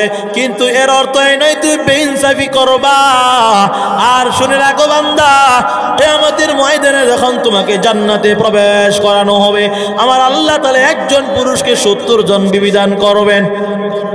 কয়জন বিবি দিবেন? 70 জন। আর খাবার দিবেন, প্রথম অবস্থায় যে খাওয়ানটা দিব জান্নাত, এটা হলো 70 রকমের স্বাদ পাওয়া যাবে। সুবহানাল্লাহ বলতেন না? আপনাদের বুঝা যায় জান্নাতের ওয়াজ করলে তোর মন বেজার হয়ে যায় নাকি? জান্নাতের ওয়াজ, জান্নাতের ভিতরে সর্বপ্রথম যে খাবারটা আল্লাহ দিব, এটা হলো দুনিয়ার সমস্ত মানে খাবারের যে স্বাদ, সার নির্যাস যাকে বলা হয়, সমস্ত খাবারের গরুর গোশত, মুরগার গোশত, ফল ফ্রুট যা আছে সব কিছু সার নির্যাস বানাইয়া সর্বপ্রথম আমার আল্লাহ তাআলা যে খাবারটা দিবেন, সেটা হচ্ছে দুনিয়ার সমস্ত 70 রকমের মজা পাবেন এক খাবারের মধ্যে। সুবহানাল্লাহ জোরে কোন। আর দুনিয়াতে আপনার কত নিষেধ, একজনের গরু গোশত নিষেধ, আরেকজন কমার ইডে নিষেধ, আরেকজন হিডে নিষেধ। আর রোগ তো অভাবই নাই, ডায়াবেটিস, ক্যান্সার, আলসার, 12 জাতের রোগ আছে না নাই? আর জান্নাতে গেলে কোনোদিন রোগ দেখা দিবে? কোনো অসুস্থতা নাই, যতই খাইবেন, যতই পান করবেন, কোনো রোগ নাই। সুবহানাল্লাহ আসতে বলবেন না জোরে বলবেন? একটা ঘটনা বলবো না, কষ্ট হইব? শেষ করে দেব মাশাআল্লাহ। তাহলে আল্লাহ পাক রব্বুল আলামিন যে আলোচনা করতেছিলাম সূরাতুল বাকারা 28 নম্বর আয়াত, আল্লাহ পাক বলেন তোমাদেরকে হায়াত দিলাম, মরণ দিলাম, আমি আল্লাহ তাআলা তোমাদেরকে হাসরের ময়দানে উত্তোলন করব আর তোমার জীবন হিসাব নিব। নবীজির ইশকের কিছু আলোচনা। আল্লাহ পাক রব্বুল আলামিন আমাদের সবাইকে এই আলোচনা শুনে বুঝে আমল করে খাঁটি মুমিন মুসলমান হওয়ার তৌফিক দান করুন। সকল বলেন আমিন।